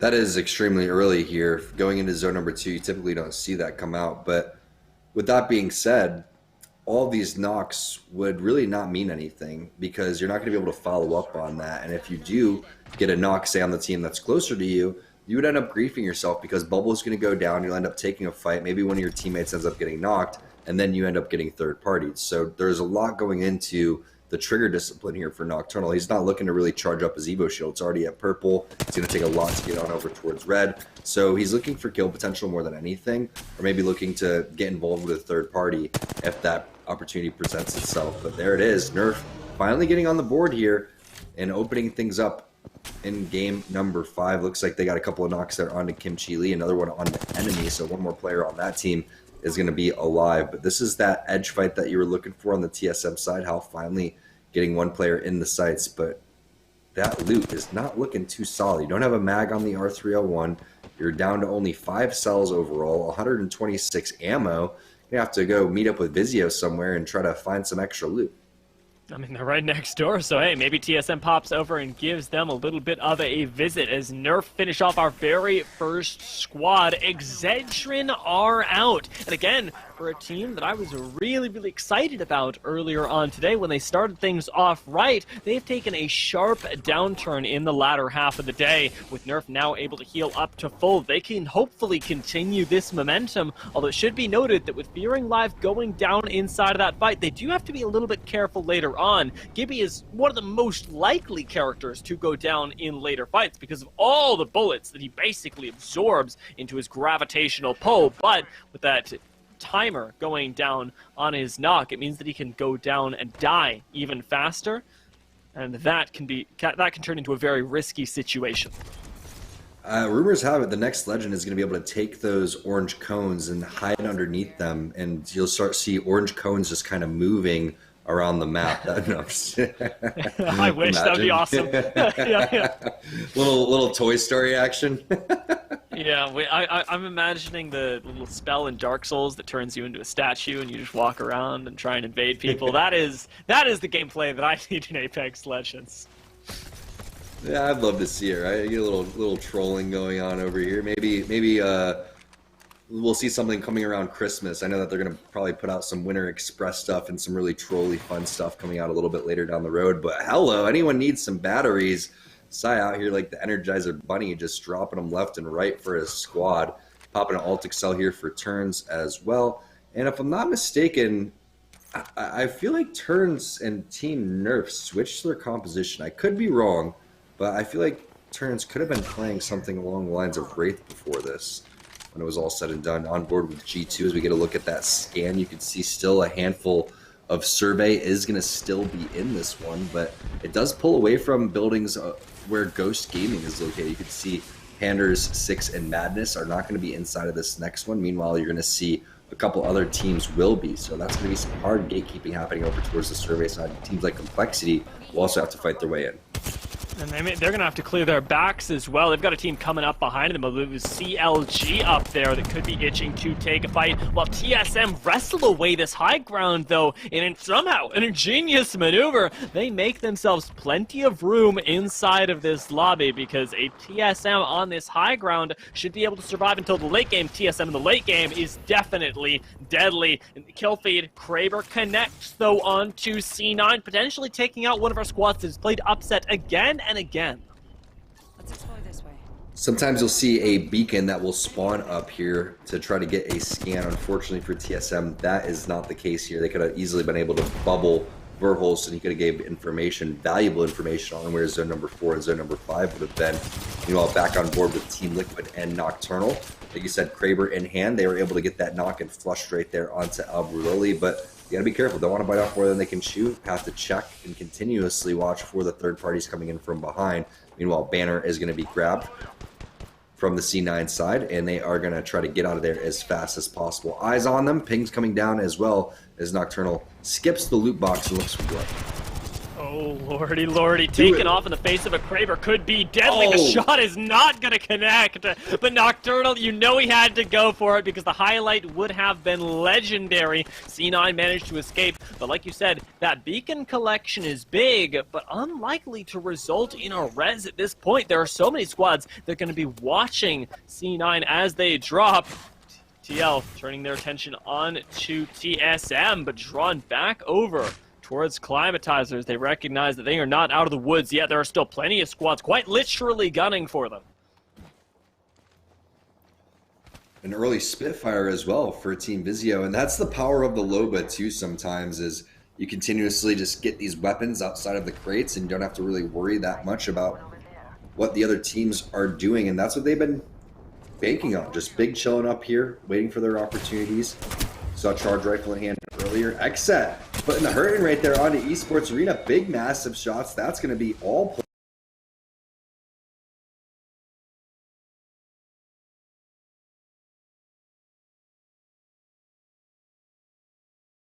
players. It looks like just servers for just that's not the reason Esports Arena died. That was just Xset coming through and putting on some big damage. Nocturnal with his 2 shots left in his Kraber, finding some extra kills. That time onto, I believe, Rakanishi. And with them racking up even more KP, the Kraber now out of shots. It could be their undoing. But in the meantime, looking at that kill feed, Vizio are suffering. And it's not just at the hands of one squad, it's at the hands of 2. Nerf and G2 collaborating. As unfortunately, the push down from the high ground outside of Epicenter looks like it is hurting more than it is helping. Nerf end up picking up the rest of G2 though, and with Fury going down, we're still, there we go. I was waiting on the last member of Team Vizio. They're out, G2 are gone, and it is a rough time to be a fan of either of those squads, but a great time to be an Xset fan as they're going on yet another push. Klein, very, very audacious on this Crypto, having very little data on the bridge right now, just walks across the lava anyways, eats the damage, and says, nope, this is mine, and nobody is going to punish me for this. Never seen anyone so excited to slide inside of the lava there. And it's a bad situation for anyone that's a slow reader, because that kill feed just started to light up overall. It was really hard to keep track of exactly which teams were involved in what fight. But one thing's for sure, Broholst, you can see the reason why he was picked up on this team. He loves to skirmish, he loves to scrap. Not only that, the tracking and just the fearless approach to these fights is exactly what TSM needed. And they are going to bully their way inside of another safe building over here, making their way from that top of Epicenter into a safe haven. is big time plays, and now they're going to be rewarded with some serious loot. Alternator, flatline, red armor, plenty of loot to have as well. Knights has been having themselves a day. Loses out on one of their players, but they do have a Sura with that kill lead. As you can see, CLG with their best performance so far, they've had themselves a slow day as well. Ghost, 6, picking a knockdown and a flush coming in from Complexity too. This kill feed is just starting to go bonkers. Yeah, they walk over, take a few away from C9. Noble with white armors right now must have respawned Rakinishu, but at the moment, they are not concerned about that as much. They are getting him a little bit more loot, cleaning up Knights as they try desperately to exit Epicenter. Noble now have their pick of the litter when it comes to weaponry, and Rakinishu can go in and try and make the most of that. Doesn't quite have the safety on this Valkyrie just yet, though, and is trying to play with the rest of his team, not risk anything, while TSM are taking big risks everywhere. This dome has gone down right on top of them, but they can't be shot at, and they aren't taking any damage in the meantime either. Completely controlling this fight. Verholst is going to be able to throw damage in from above, but a very nice portal will take this squad to safety. Now TSM's dome is down, though. They're taking this fight in the large, on the big screen. Reps ends up going down almost, and Complexity could be gone here. Monsoon is playing the knockdown shields, and even still, he's alive. Take a look at that kill feed as it lights up with the rest of Complexity. TSM get to move on, and Noble finally got the loot they were looking for. Both these squads in the top 5. We know that Reps was knocked, but was he flushed throughout all of that? Madness coming around the corner from Ghost Gaming. We'll see if 6 is going to be able to answer that one. Panders is back into the game as well. Hal's still alive, but just a sliver of HP. Has some armor left, but that's not going to mean much as he gets taken out by the rest of the CLG squad. That one's going to be Vatro coming through and possibly getting the res right there onto Nana. You know that there's a handful of armor swaps in there. Gold bag's going to help as well, so he's not going to have to immediately be worried about the third party that's going to come in, because you can see from the player outlines, Ghost is there, Noble is there. We have one rat, I believe, somewhere along these lines, but it is CLG without their full squad too. So mathematically, not quite sure what we're looking at here, but we definitely know that Ghost Gaming and Noble have had themselves a game so far. If only Razor and CLG could team up, they could form that full squad. And hey, with Ghost exposing their backs to the last member of Razor, they might just be able to. CLG on the high ground can play this super patiently, and right now, it's a war between Ghost and Noble that everybody is waiting for the results on, hoping that they can third party. Ghost, I believe, have spotted that one rat behind them, though, and Team Razor should be going down shortly. A few shots off in the distance, ultimately take down Dressov, and now it's Ghost, CLG, and Noble left here, and maybe not CLG for too long. Vatro goes down, Nano follows him. It's a 3v3, Ghost and Noble. Now is the time to decide. Dome goes down. Bubble will buy Ghost a little bit of safety, but it's a pretty early one on this high ground. Now they don't have it in defense from the defensive bombardment. Continuing to throw shots into this low ground, though. The 3v3 is in their favor as 2 big Peacekeeper shots connect from Madness, taking down Lucas. And here, it's a matter of cleaning up. The numbers advantage is in the favor of Ghost, and they will indeed make specters of Noble, sending themselves to a win.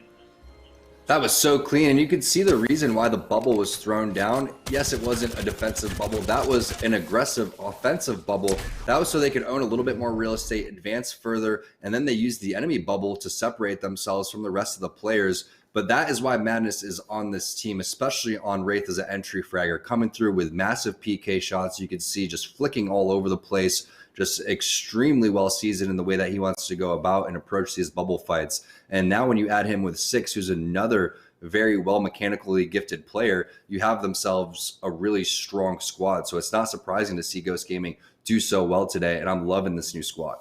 There's a big wealth of experience in our top 2 as well. Noble have been around the scene for so long. It's been such a consistent presence. They're going to the playoffs as well, and with Ghost able to take that win against them, I'm sure that it's easing up a little bit of the pain they felt at the end of the season. Very clearly a talented squad not to be messed with, and we'll find out how many points that game got them after we take a short break.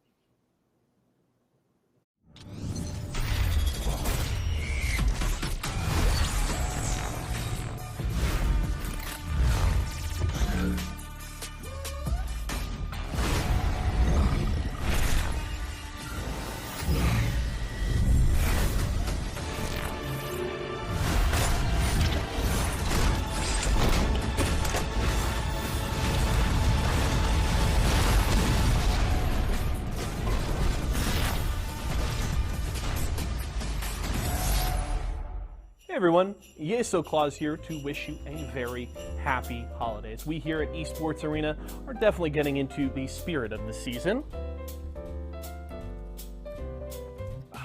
And it all starts off with the 12 days of Gamesmas. Kicking off on December 2nd and running all the way through December 19th, we'll have tournaments going on for a range of awesome titles, including Apex Legends, Smash Ultimate, Halo Infinite, and more. The awesome part is you can earn points throughout the entire event.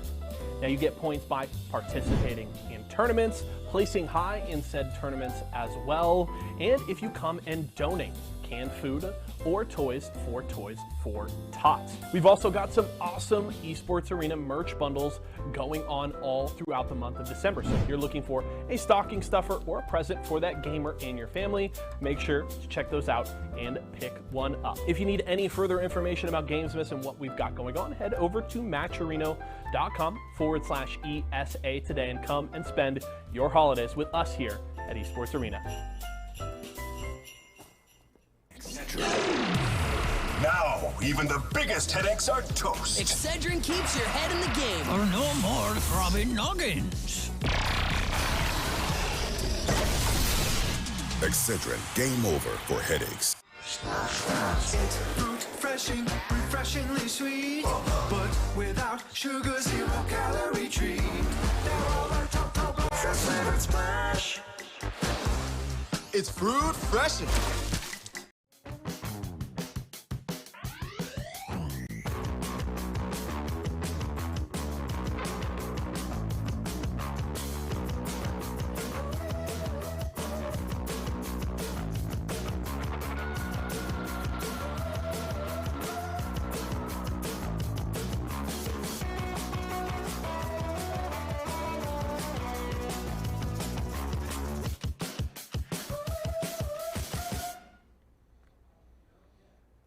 Five games down and just one more to go, ladies and gentlemen. Ghost Gaming with a big victory there in Game 5. They jumped to the top of our Mobile 1 leaderboard at halftime, but hadn't even won a game yet. So a strong showing from the squad through the first half, and now putting that win under their belt will have them feeling really good with just one game left on the day. Let's check out our next player of the game here as we just have Game 6 ahead of us. And it's going to go to I'm Madness, the new addition to this Ghost Gaming squad. 4 kills and an assist and over 1,400 damage there. You heard Tom talking about it. Having Madness as a new addition to this team, playing on the Wraith, being able to entry frag for the squad just gives them so much more firepower, and it certainly showed here in game number 5. So well played from Madness and the entire Ghost squad this time around. They'll be looking to keep Esports Arena and a couple of other squads at bay with just one game left ahead of them, but they're going to be feeling really comfortable, I would imagine, at the top of that Mobile 1 leaderboard when we go back to Tom and Dia. Do want to remind you guys, I was talking about going out to our locations. And if you do this weekend, we have an awesome Oculus activation going on. If you guys want to go out and try out the brand new Oculus Quest, you can. So hit ! locations in Twitch chat, and you can find an Esports Arena near you. And we'll look forward to seeing you this weekend. We're going to go to a quick break. When we come back, Tom and Dia will get you ready for the final game of the day.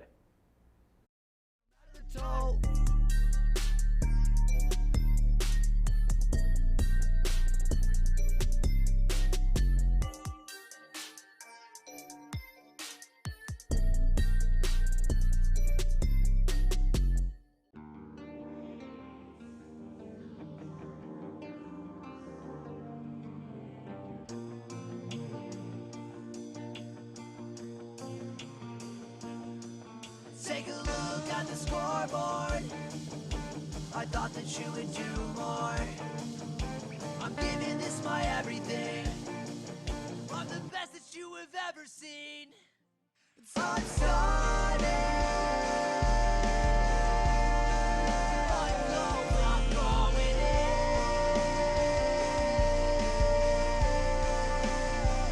Where is my team?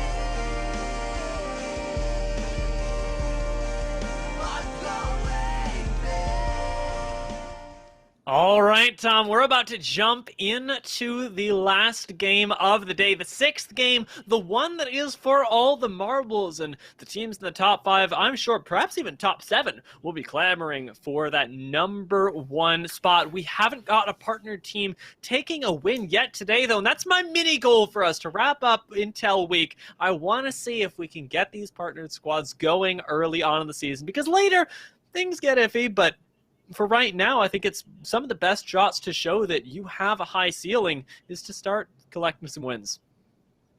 Yeah, no doubt about it. I mean, one thing's for sure, Team Esports Arena is winning. They've got 2 out of the 5 games under their belt, and that, I don't know if we count them as a partner team, right? Because they were in the previous season, and now they're looking like one of the strongest teams that we have, not just in North America, but in all of the world. And it's been really fun to watch them kind of methodically go about situations. But you have 2 tournament winners with Madness and Six. Madness is a multi-tournament winner. Six won his with Bowser and with Nicewig back in the day, and a couple of seasons and tournaments ago as well. So there is a lot of experience on this Ghost Gaming team, and they definitely are going to be forced to be reckoned with going forward after winning game number 5. Yeah, that was a really amazing performance. We're going to check in with that sweet, sweet Mobile One leaderboard to see exactly how far it's gotten them. And hey, it's taken them all the way up to first place. Xset and Ghost at the very top right now is, I don't think, something that many would have predicted coming into today, but for 2 rosters that are definitely on the come up, this is looking good. No doubt about it. If we had predictions going forward, that this would have been a complete shock to everybody. You would say, you look at TSM, you look at C9, teams like Complexity, Esports Arena. Those are the teams that really stand out. G2, for example, and G2 sitting in 18th place as we take a look at the Mobile One High Performance moment from game number 5. There's a lot of different moments that were awesome, but it's hard to say exactly what that one was. And it looks like we're going to go with that final moment of how Ghost Gaming completely wipes Noble off the face of World's Edge. Madness just popping off right there. Eliminating one person in an end game fight is so ridiculously important. The speed with which Madness did it ultimately decided so much of this. Noble, yes, they had a hard position, but there are so many scenarios in which they're able to win. The PK shots and the confidence from Madness really, really sealed the deal and made this such an impressive game for Ghost. Now, within touching distance of that top spot, they've got one more game to do it, and I can't wait to see what sorts of stuff they pull out. It's them and also Xset, who have been showing up the past 2 games like nobody's business. No doubt about it. The last 2 games have been phenomenal for Xset, and it's surprising because they're coming through with a pretty unorthodox composition too, and they're doing it really, really just a team effort. Right? Everyone's coming through and playing shoulder to shoulder. You're not seeing anyone really pop off individually, and we're seeing them just play as a unit. And it's hard to determine what their play style really is because we haven't seen much of Xset. We haven't really seen much success from Xset, but something's happened. Something's clicked, whether that's, the playoffs coming around the corner, whether they made it or not. I don't think they were a team that made it in. And if that's the case, it could be a chip on their shoulder that they're playing with. And a lot of times that's that extra motivation that you need. Esports Arena is playing with a chip on their shoulder. TSM is playing with a chip on their shoulder.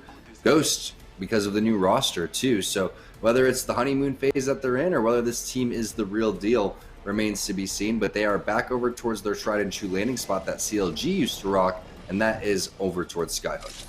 Oh, CLG having such a rough day as well. They have just been jumping from place to place, and it seems like, at least for now, they've found some sort of stability in the middle of today. But now all that's going to be shaken up as we're getting an entirely new zone. We're pulling all the way into the west, and this one is going to be jumping right around where we know Razor like to land, where CLG have found their new home, where Exedrin are just off to the south of, and of course, where Vizio make their landing spot known. Landslide is going to be a big point to control, especially with the high ground being so valuable in these open circles. Looking at this zone, it's the former Mirage Voyage zone, right? It's going to pull over towards that hot spring area. So the teams that go and set up down there are going to have a great vantage point, but the best spot would be above the zip line on the platform, sometimes where a beacon is, and that's very, very close to where Excedrin is. They are just a couple of 100 meters away from being in one of the best positions in this game. We'll see if they are going to play it that way. We've seen some weird things, like out of Complexity, avoiding taking the God spot. And that's tough because we've seen how tough these lobbies are in terms of third parties, in terms of teams that are playing the edge. And we've had different paces for each game. In game number 4, a lot of teams died to start with. In game number 5, virtually no one died to begin with. We'll find out what game 6 has in store for us as we get this one underway. But Splash looks like they're the first team to go and fight. And why not? They are trying to get us idea of where this next zone is going to be. They're trying to hit this scan. Phoenix is very close to being able to do so, but they need Dracos there and they need the bubble ASAP. Yeah, and with that bubble going down, if they want to try and get this scan right now, would come quite a bit of vulnerability as well, because you know that such an important cooldown, especially on Gibraltar, isn't going to be available. It's keeping Splash from being able to get information, and right now, it seems like Dracos, at the very least, wants to try and peel off of this. It may not be worth it to risk going down in 20th place, and at this point, with Dracos getting chunked out, that's just seeming more and more likely. We've got yet another squad trying to roam over here. Team Razor have popped in to see if they can collect some kills. That's such a grief that they haven't gotten the scan yet, because that's the first thing that they should have done. They should already be looted and rotating out about a minute ago. Now they're struggling over towards Lava Fisher. The timing from all these other teams is so on point that, in my opinion, Splash's game is halfway over at this point. They all have great armors. The loot doesn't look that good. They don't have information on where the zone's going to be. And CLG is just griefing their game right now. And they're trying to do exactly the same thing, get the read on that zone, but with the ground to cover that they have so far, it's going to be a tall order. I like that Vatro, at the very least, is sitting out here, getting a little bit more cover and vision, especially through these glass walls that cannot be shot through on the top of the building, but it will mean that CLG, at the same time, are definitely suffering in that department. Complexity end up losing a member to TSM, and that's at a very odd rotate. TSM, I don't think would have gone too far north, so it must be Complexity that ended up dipping into Fragment very early on, and now maybe finished off for it. Hal is running up on this, drops that portal, and you do not get to escape today. Shot out of the sky, Monsoon goes down, and Complexity are our squad out in 20th place. Yeah, Complexity took an early rotation in. They didn't expect so many teams to be collapsing in that vicinity. And then TSM has been doing what they've been doing the last couple games, rotating from Fragment East on over to Fragment West, no matter where the zone's going to be. And this makes a little bit more sense to go over here this time because it's moving towards where the end circle is going to be. But they've been doing it more or less just to craft. And meanwhile, Xset finds themselves in a skirmish, but they lose out on Kenny. That's going to be big for our teams fighting for first place. Yeah, with now Vizio having wiped Xset, the team that was gathering so much momentum inside these games, now have found themselves cut out early. Phony finally manages to finish off the kill on Klein, but Scissors ends up going down as well as Razor are involving themselves in yet another skirmish. This is one of the most active games for Razor that we've seen so far. Godspot that you called out earlier, though, for Excedrin has been taken. This is going to be really nice for them because not just the possibility of the beacon, but the guarantee of that high ground that you saw Kim Chi Lee trying to climb right there is the thing that really determines how hard you are to push in any stage of the game. And really great job by our observer teams to go and hop into the priority spots right now. We could see Excedrin blocking down that God spot like you were talking about. G2 trying to get rid of them on top of that God spot because that's their rotation over towards Thermal Station. And then you have a team like Renegades who has already won a game today over towards the bottom of Hot Springs. So these are the teams that have really done a great job of getting into position. What a ballsy play Designful's looking for. The defensive environment goes down. The bubble's there. You do have that Arc Star to go and work around. It does take a little bit of sliver of damage off. But look at Gentrifying. He's so interested in pushing this. And Designful's going for it as well. I can't believe the Designful is walking up like this, but it may not be spotted. Excedrin seem to be in shambles right now as they jump down to the low ground here. They have been pushed off by G2, and they don't end up getting that knock. A scan, not quite enough from enemy to let them finish this. Third party. G2 look like they were in the best position, but like you say, Lazarus coming up behind them makes short work of the remainder and ends up pushing us down to just 18 squads. Now with Valkyrie, they pop back up, but Excedrin are waiting for them, and Dank is going to have to be very, very careful about how he plays this because the rest of his team cannot get up nearly as easily by using something like that Ash. That was just frustration coming in from G2, not having the performance that they were hoping for. A little bit sloppy in the execution as well. Looks like they were just ready to go again and say, hey, if we don't win this fight, if we don't go and just have a phenomenal game, there's really no reason that we should even be playing. And I like that thought process, right? Full send it on there, go and see how it goes. But at a certain point, you got to realize you are getting a little bit desperate over here. You know the enemy team doesn't have their bubble, but they do have their defensive bombardment. That's exactly what happened. The bombardment just eating them alive. If the third party didn't come in, I feel like they could have potentially won that fight, which would have been really nice for them to go and take the game-winning spot. But now they're down gentrifying, and it's going to be tough to win this in a 2-on-3-on-3 scenario. Yes, they do have the God spot, but the problem is how are you going to go and get that res? You don't have the Wraith to go and try to portal down there. You do have Resulta with the Dome, but it's going to be so many teams waiting in that vicinity to try to collapse. And remember, the Renegades are right below them, so as Designful drops down, he very well may die. Lazarus on the chase right now aren't going to find those knocks, but interestingly enough, neither are Renegades on that low ground. G2 sitting right underneath them.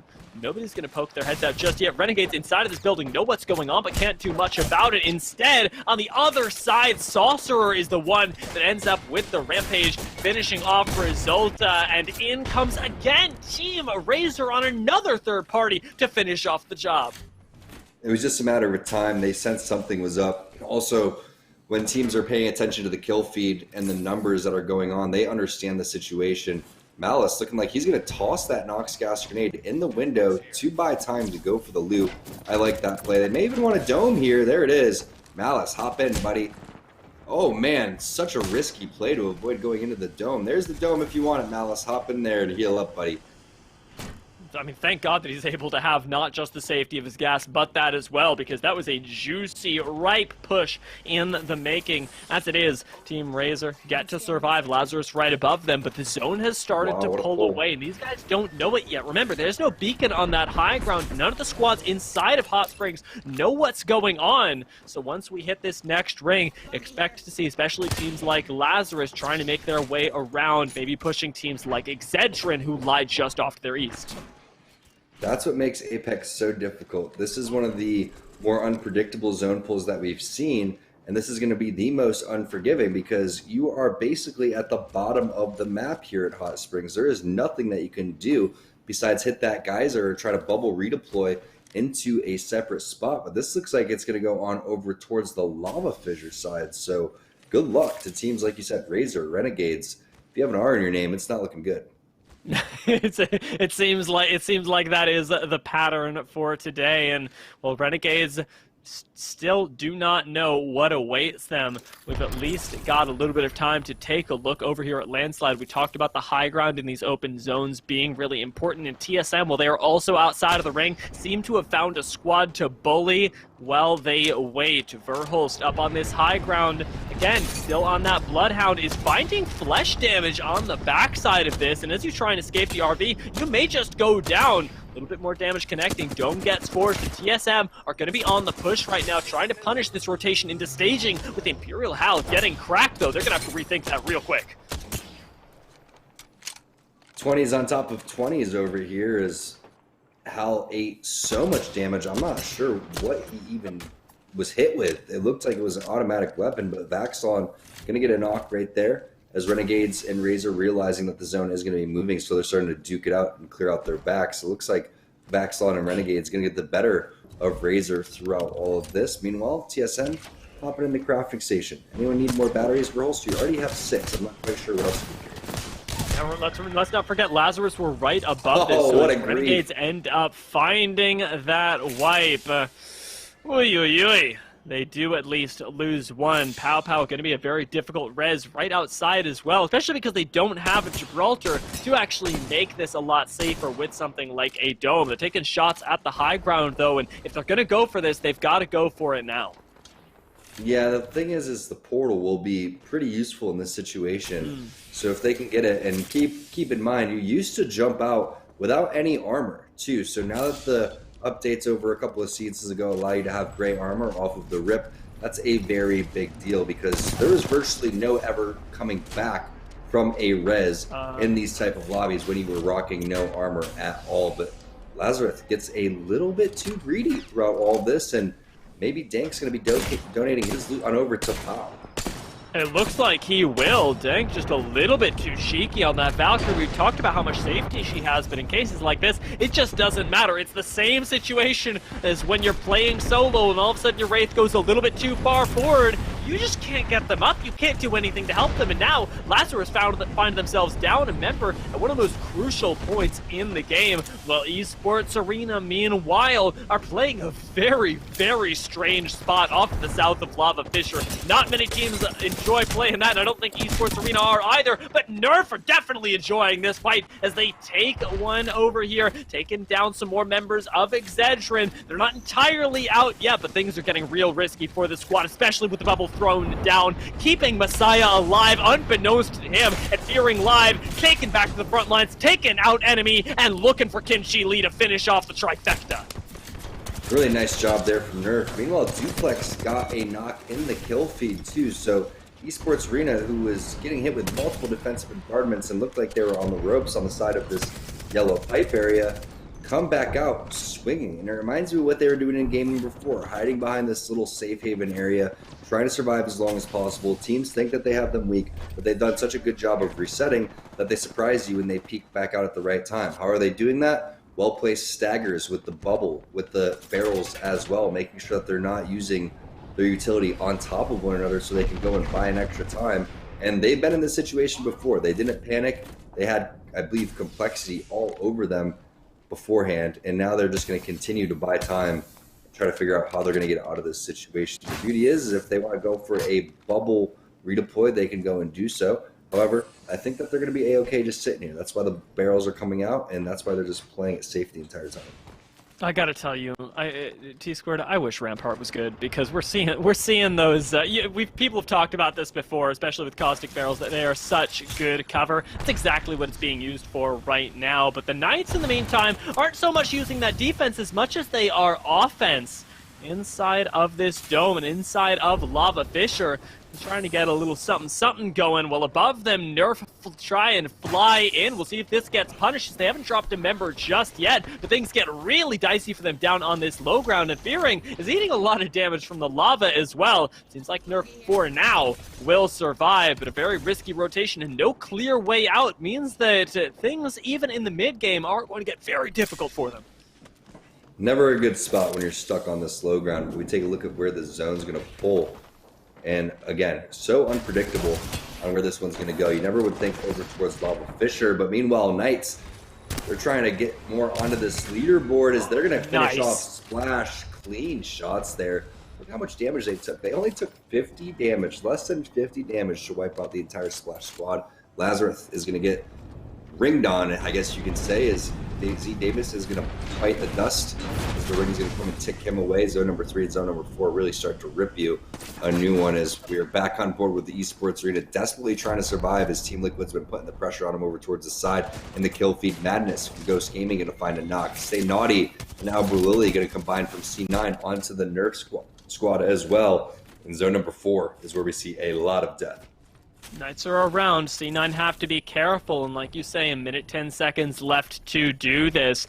Zach on the Valkyrie could try and drop down to finish off this kill, but I think much like them, I'm calling that it's not so worth it, especially given the amount of exposure that you would incur with Knights right next door. We're going to have to see if this rat camp pays off later on. Renegades are finding knocks, though, and this is once again onto Vizio, who have yet to find success today. If a partnered squad was going to find a win, it was going to be them, but it doesn't look like they are going to get the chance. Renegades clear them out as we've got a rat being swiped away. No more Nerf for us. Very soon, it might be no more Vizio, might be no more TSM. Hal is low, and they're playing around this car so scarily. First does come in, and shield swaps will be available. Noble look like they're biting the dust today. They got 2 players from Noble down. They flushed him as well. Hal's going to be able to heal up, but it's going to be a slow heal with the syringes. You can see where the portal came in from TSM on that train car all the way over towards the edge. That happened about 45 seconds ago because the portal will disappear right at that 30% time. But here it is. Zone's starting to close over here, and Reps is looting instead of worrying about where the team is going to go and push up, because Hal and Verholz already have that covered, and now he's going to catch right back on up to his team so they can put it into the zone. Yeah, Reps is such a good player, and he plays in such a different way than anyone else. I mean, on the Gibraltar, it is really important to be able to be supportive, but knowing exactly what his responsibility is there ends up meaning that his team can rotate confidently, much like C9 could and can absorb pushes from others. It seems like the Knights may not be having the best time right now. However, it is coming down to a 50-50 at the moment with a 2v2 in the making. You do end up losing Zach, and with just Abraleli left on this Gibraltar defensive bombardment, cannot even be thrown down before he's taken to 25 HP. CLG are coming in for the third party. 100 Thieves are around as well. So many squads are piling up in Lava Fissure. This is the chaos that you called, Tom. Onmu gets split from the team. Scurry gets dropped as well. That's going to be 100 Thieves going out. Vize goes out as well to Panders, and that is just demolition all over the map so far. Ghost Gaming, throughout all this chaos, is remaining as cool as possible. Panders has a scan for him as soon as he goes and reloads that as well. Madness hitting a portal on over towards the roof. As if he can clamber up, then he's going to be blocking that door here very shortly, maybe even going for a kidnap. Looks like he was trying to, does actually get one on CLG to pull that off. After the difficulty there, looks like it was very much worth it as CLG now can be dismantled. We do have a member of Ghost falling though, and that's to the very last member of C9. So Rez is going to come in and Anders has to pull back, as weirdly enough, Abraleli ends up saving the lives of CLG, at least for now. Portal gets taken, Ghosts are back up towards the high ground, but Panders is on the hunt for the last member of C9 and ends up finding him with a very nice, clean laser from the R99. Esports Arena, who were running low on Econ earlier, end up getting wiped out by TL, but with no dome here, do they even have time to reset, or are they going to be taken out at the same time? There's so much fighting on the other side. Renegades may be able to throw in the damage from the low ground, and TSM waiting on the third party could make use of this chaos themselves. Yeah, don't count TSM out quite yet. Yes, Ghost is looking pretty solid overall, but what a job by Abraleli staying alive for that long. And it was only a matter of time before Team Liquid got Esports Arena's number. They were just haunting them for so long the entire time. But this is the building, the priority building that you really want to lock down. You're going to see so many teams coexisting here. One team's going to be on the inside, one team's going to be on the outside, and you may even see two teams on each side of the outside. So you're going to have 3 or 4 teams just rocking next to each other on top of that little building as Renegades gets the knock right there onto Fun. You can see they are looking fairly healthy in a good position as well. All the action going to be directly in front of them.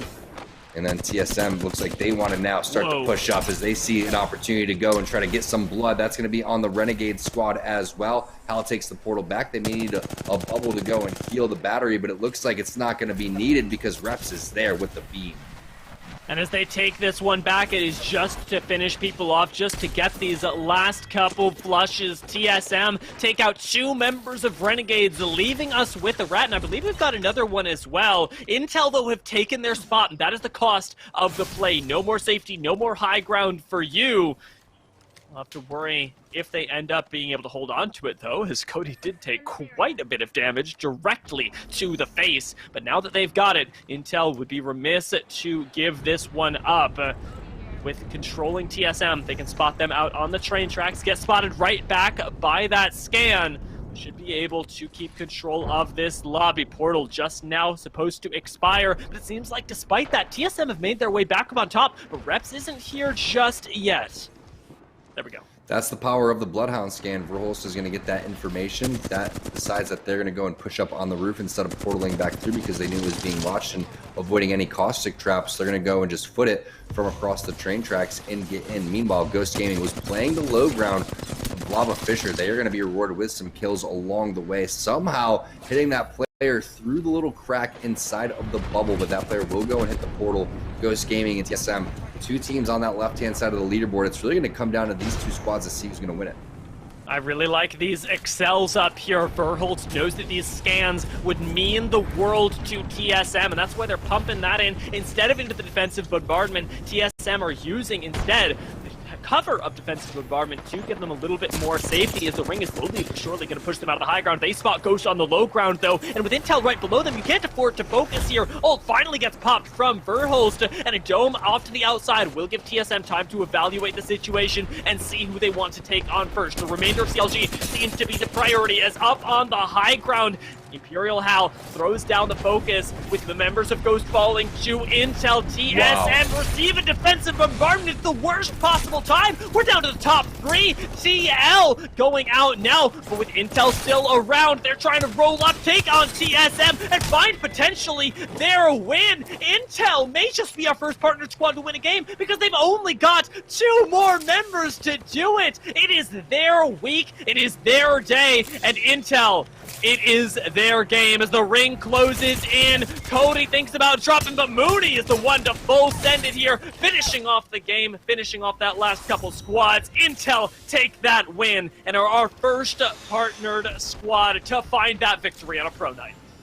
And during Intel week as well, what a way to end that one on our pro day. You love to see it. Hey, you achievement unlocked there. You got your win there with Team Intel, but let's talk about how they were able to execute that. They were the last team to put their dome down, and that's always really key in these situations. Because TSM put their dome down about 2 seconds early, they were able to counter that with a defensive bombardment on the Intel side, but also the presence of mind after they were able to. We have to talk about the shots that happened onto Hal too from Mooney coming in with the wingman. That was really impressive. But I love the idea of keeping 2 people in the final circle and then dropping 1 player down just to get those extra kill points, because you never really know how many points you're going to really need to move up in that leaderboard. Maybe you get into the cash, maybe it pushes you ahead of another team that is our partner team, so you can avoid relegation and continue to pump up on that list for our cumulative leaderboard down the road. That was just a really well-timed push coming from Intel outside of the building, and you really got to give credit for that Gibby bubble going down late. Yeah, so impressive to see. And let's keep in mind as well that Intel are a team that is about to come up from the Challenger circuit. They've been competing in that the whole time and have just gotten themselves to the point where they can fight inside of the preseason qualifiers. This bodes extremely well if they're able to take games against squads of this caliber. But to find out, of course, how many points it netted them, we're going to take a short break, and then we'll be right back with our Mobile One leaderboards.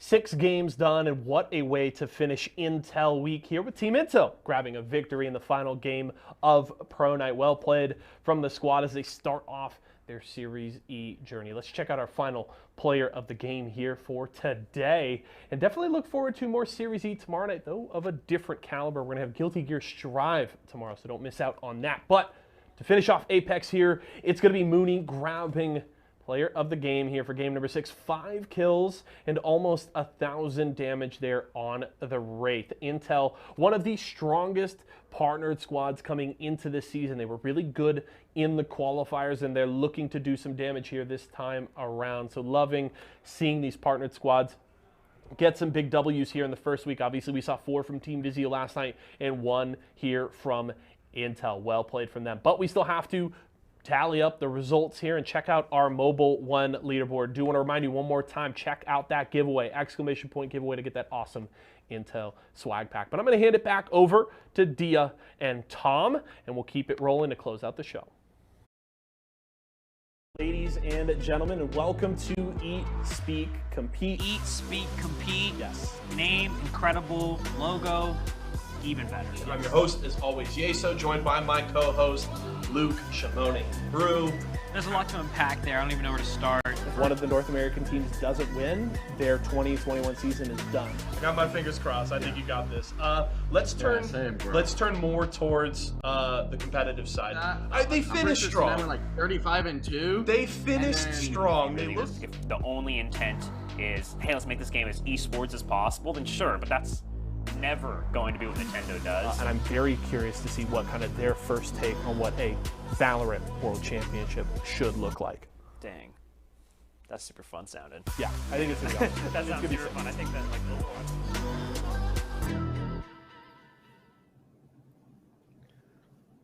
What was that Yeso said? A exclamation point giveaway? Because I am certainly an Intel fan after that win. Perfect timing, excellently played by them. You talked about the headshots with the wingman that came in clutch, and everything about the way that Intel managed to play that end zone was really immaculate. Now, let's take a look at how many points it netted them. Mobile One leaderboard, last one of the day. Here we go. Up until where did Intel make it? Wow. Second place. Not bad. And that's what's key, again, is dropping down and getting those extra kills, because you don't know where you were going to stand in that overall leaderboard. Maybe you could have took first. Maybe you could have took, second or third. But one thing's for sure, Intel came in at the right moment there. The timing couldn't be better. The execution couldn't be better. The shots. And like you said, from a team coming up in the Challenger League to play in the most stacked lobby in all of Apex just goes to show you. And it goes to show you, too, how competitive this lobby is when you have a team like G2, who is winning this weekend during the ALGS, comes through and gets 20th place. They are one heck of a team. I'm expecting them to bounce back next week. Yeah, I mean, let's not forget, we've got so many squads that we know are extraordinarily talented. 100 Thieves, for example, picking up 3 wins in the Pro League.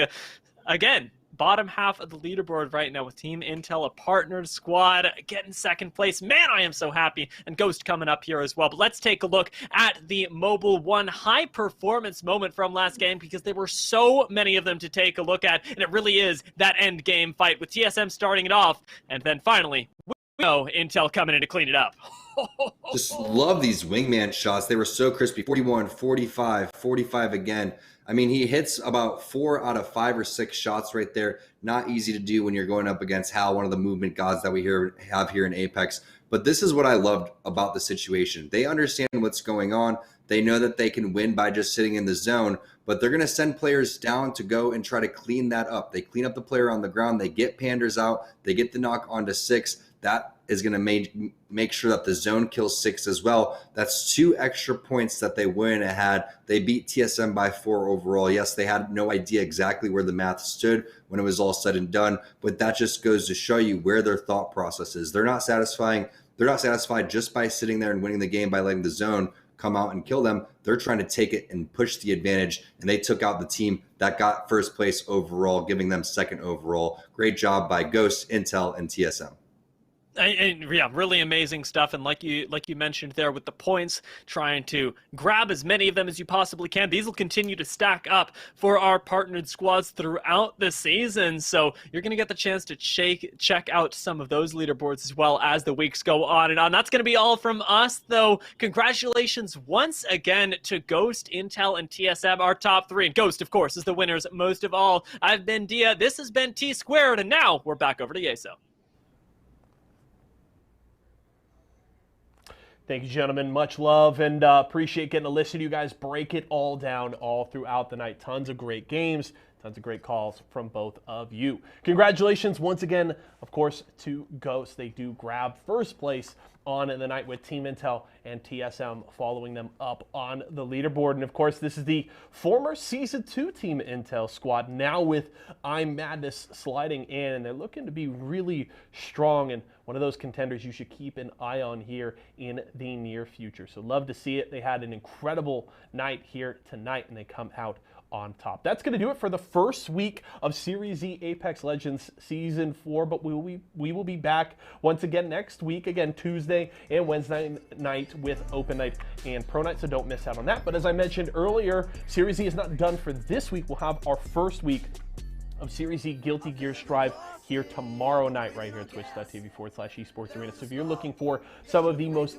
talented players in the FGC and especially in the Guilty Gear scene, we will have them all competing right here. So definitely look forward to that. But that's going to do it for us, folks. I hope you enjoyed the show. Have a great rest of your night. For myself, the entire live broadcast crew, and everybody here at Esports Arena, thank you so much for joining us. We'll see you again tomorrow. I'm taking your bag. I'm throwing out cans. I'm betting you won't. Peacekeeper making you dance. You know I'm the GOAT. Champion squad. Every time we go, this legend control. I'm climbing to the top, no matter the toll. I climb to the top, no matter the toll. I'm throwing out cans. I'm betting you won't. Peacekeeper making you dance. You know I'm the GOAT. Champion squad. Every time that we go, this legend control. I climb to the top, no matter the toll. Yeah, hey, I climb to the top. I climb to the top, no matter the toll.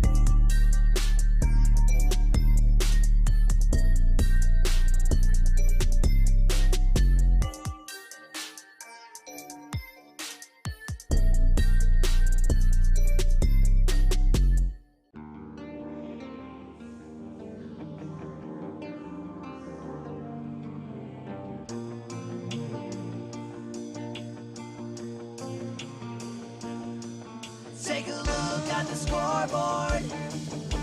I thought that you would do more. I'm giving this my everything. I'm the best that you have ever seen. I'm starting.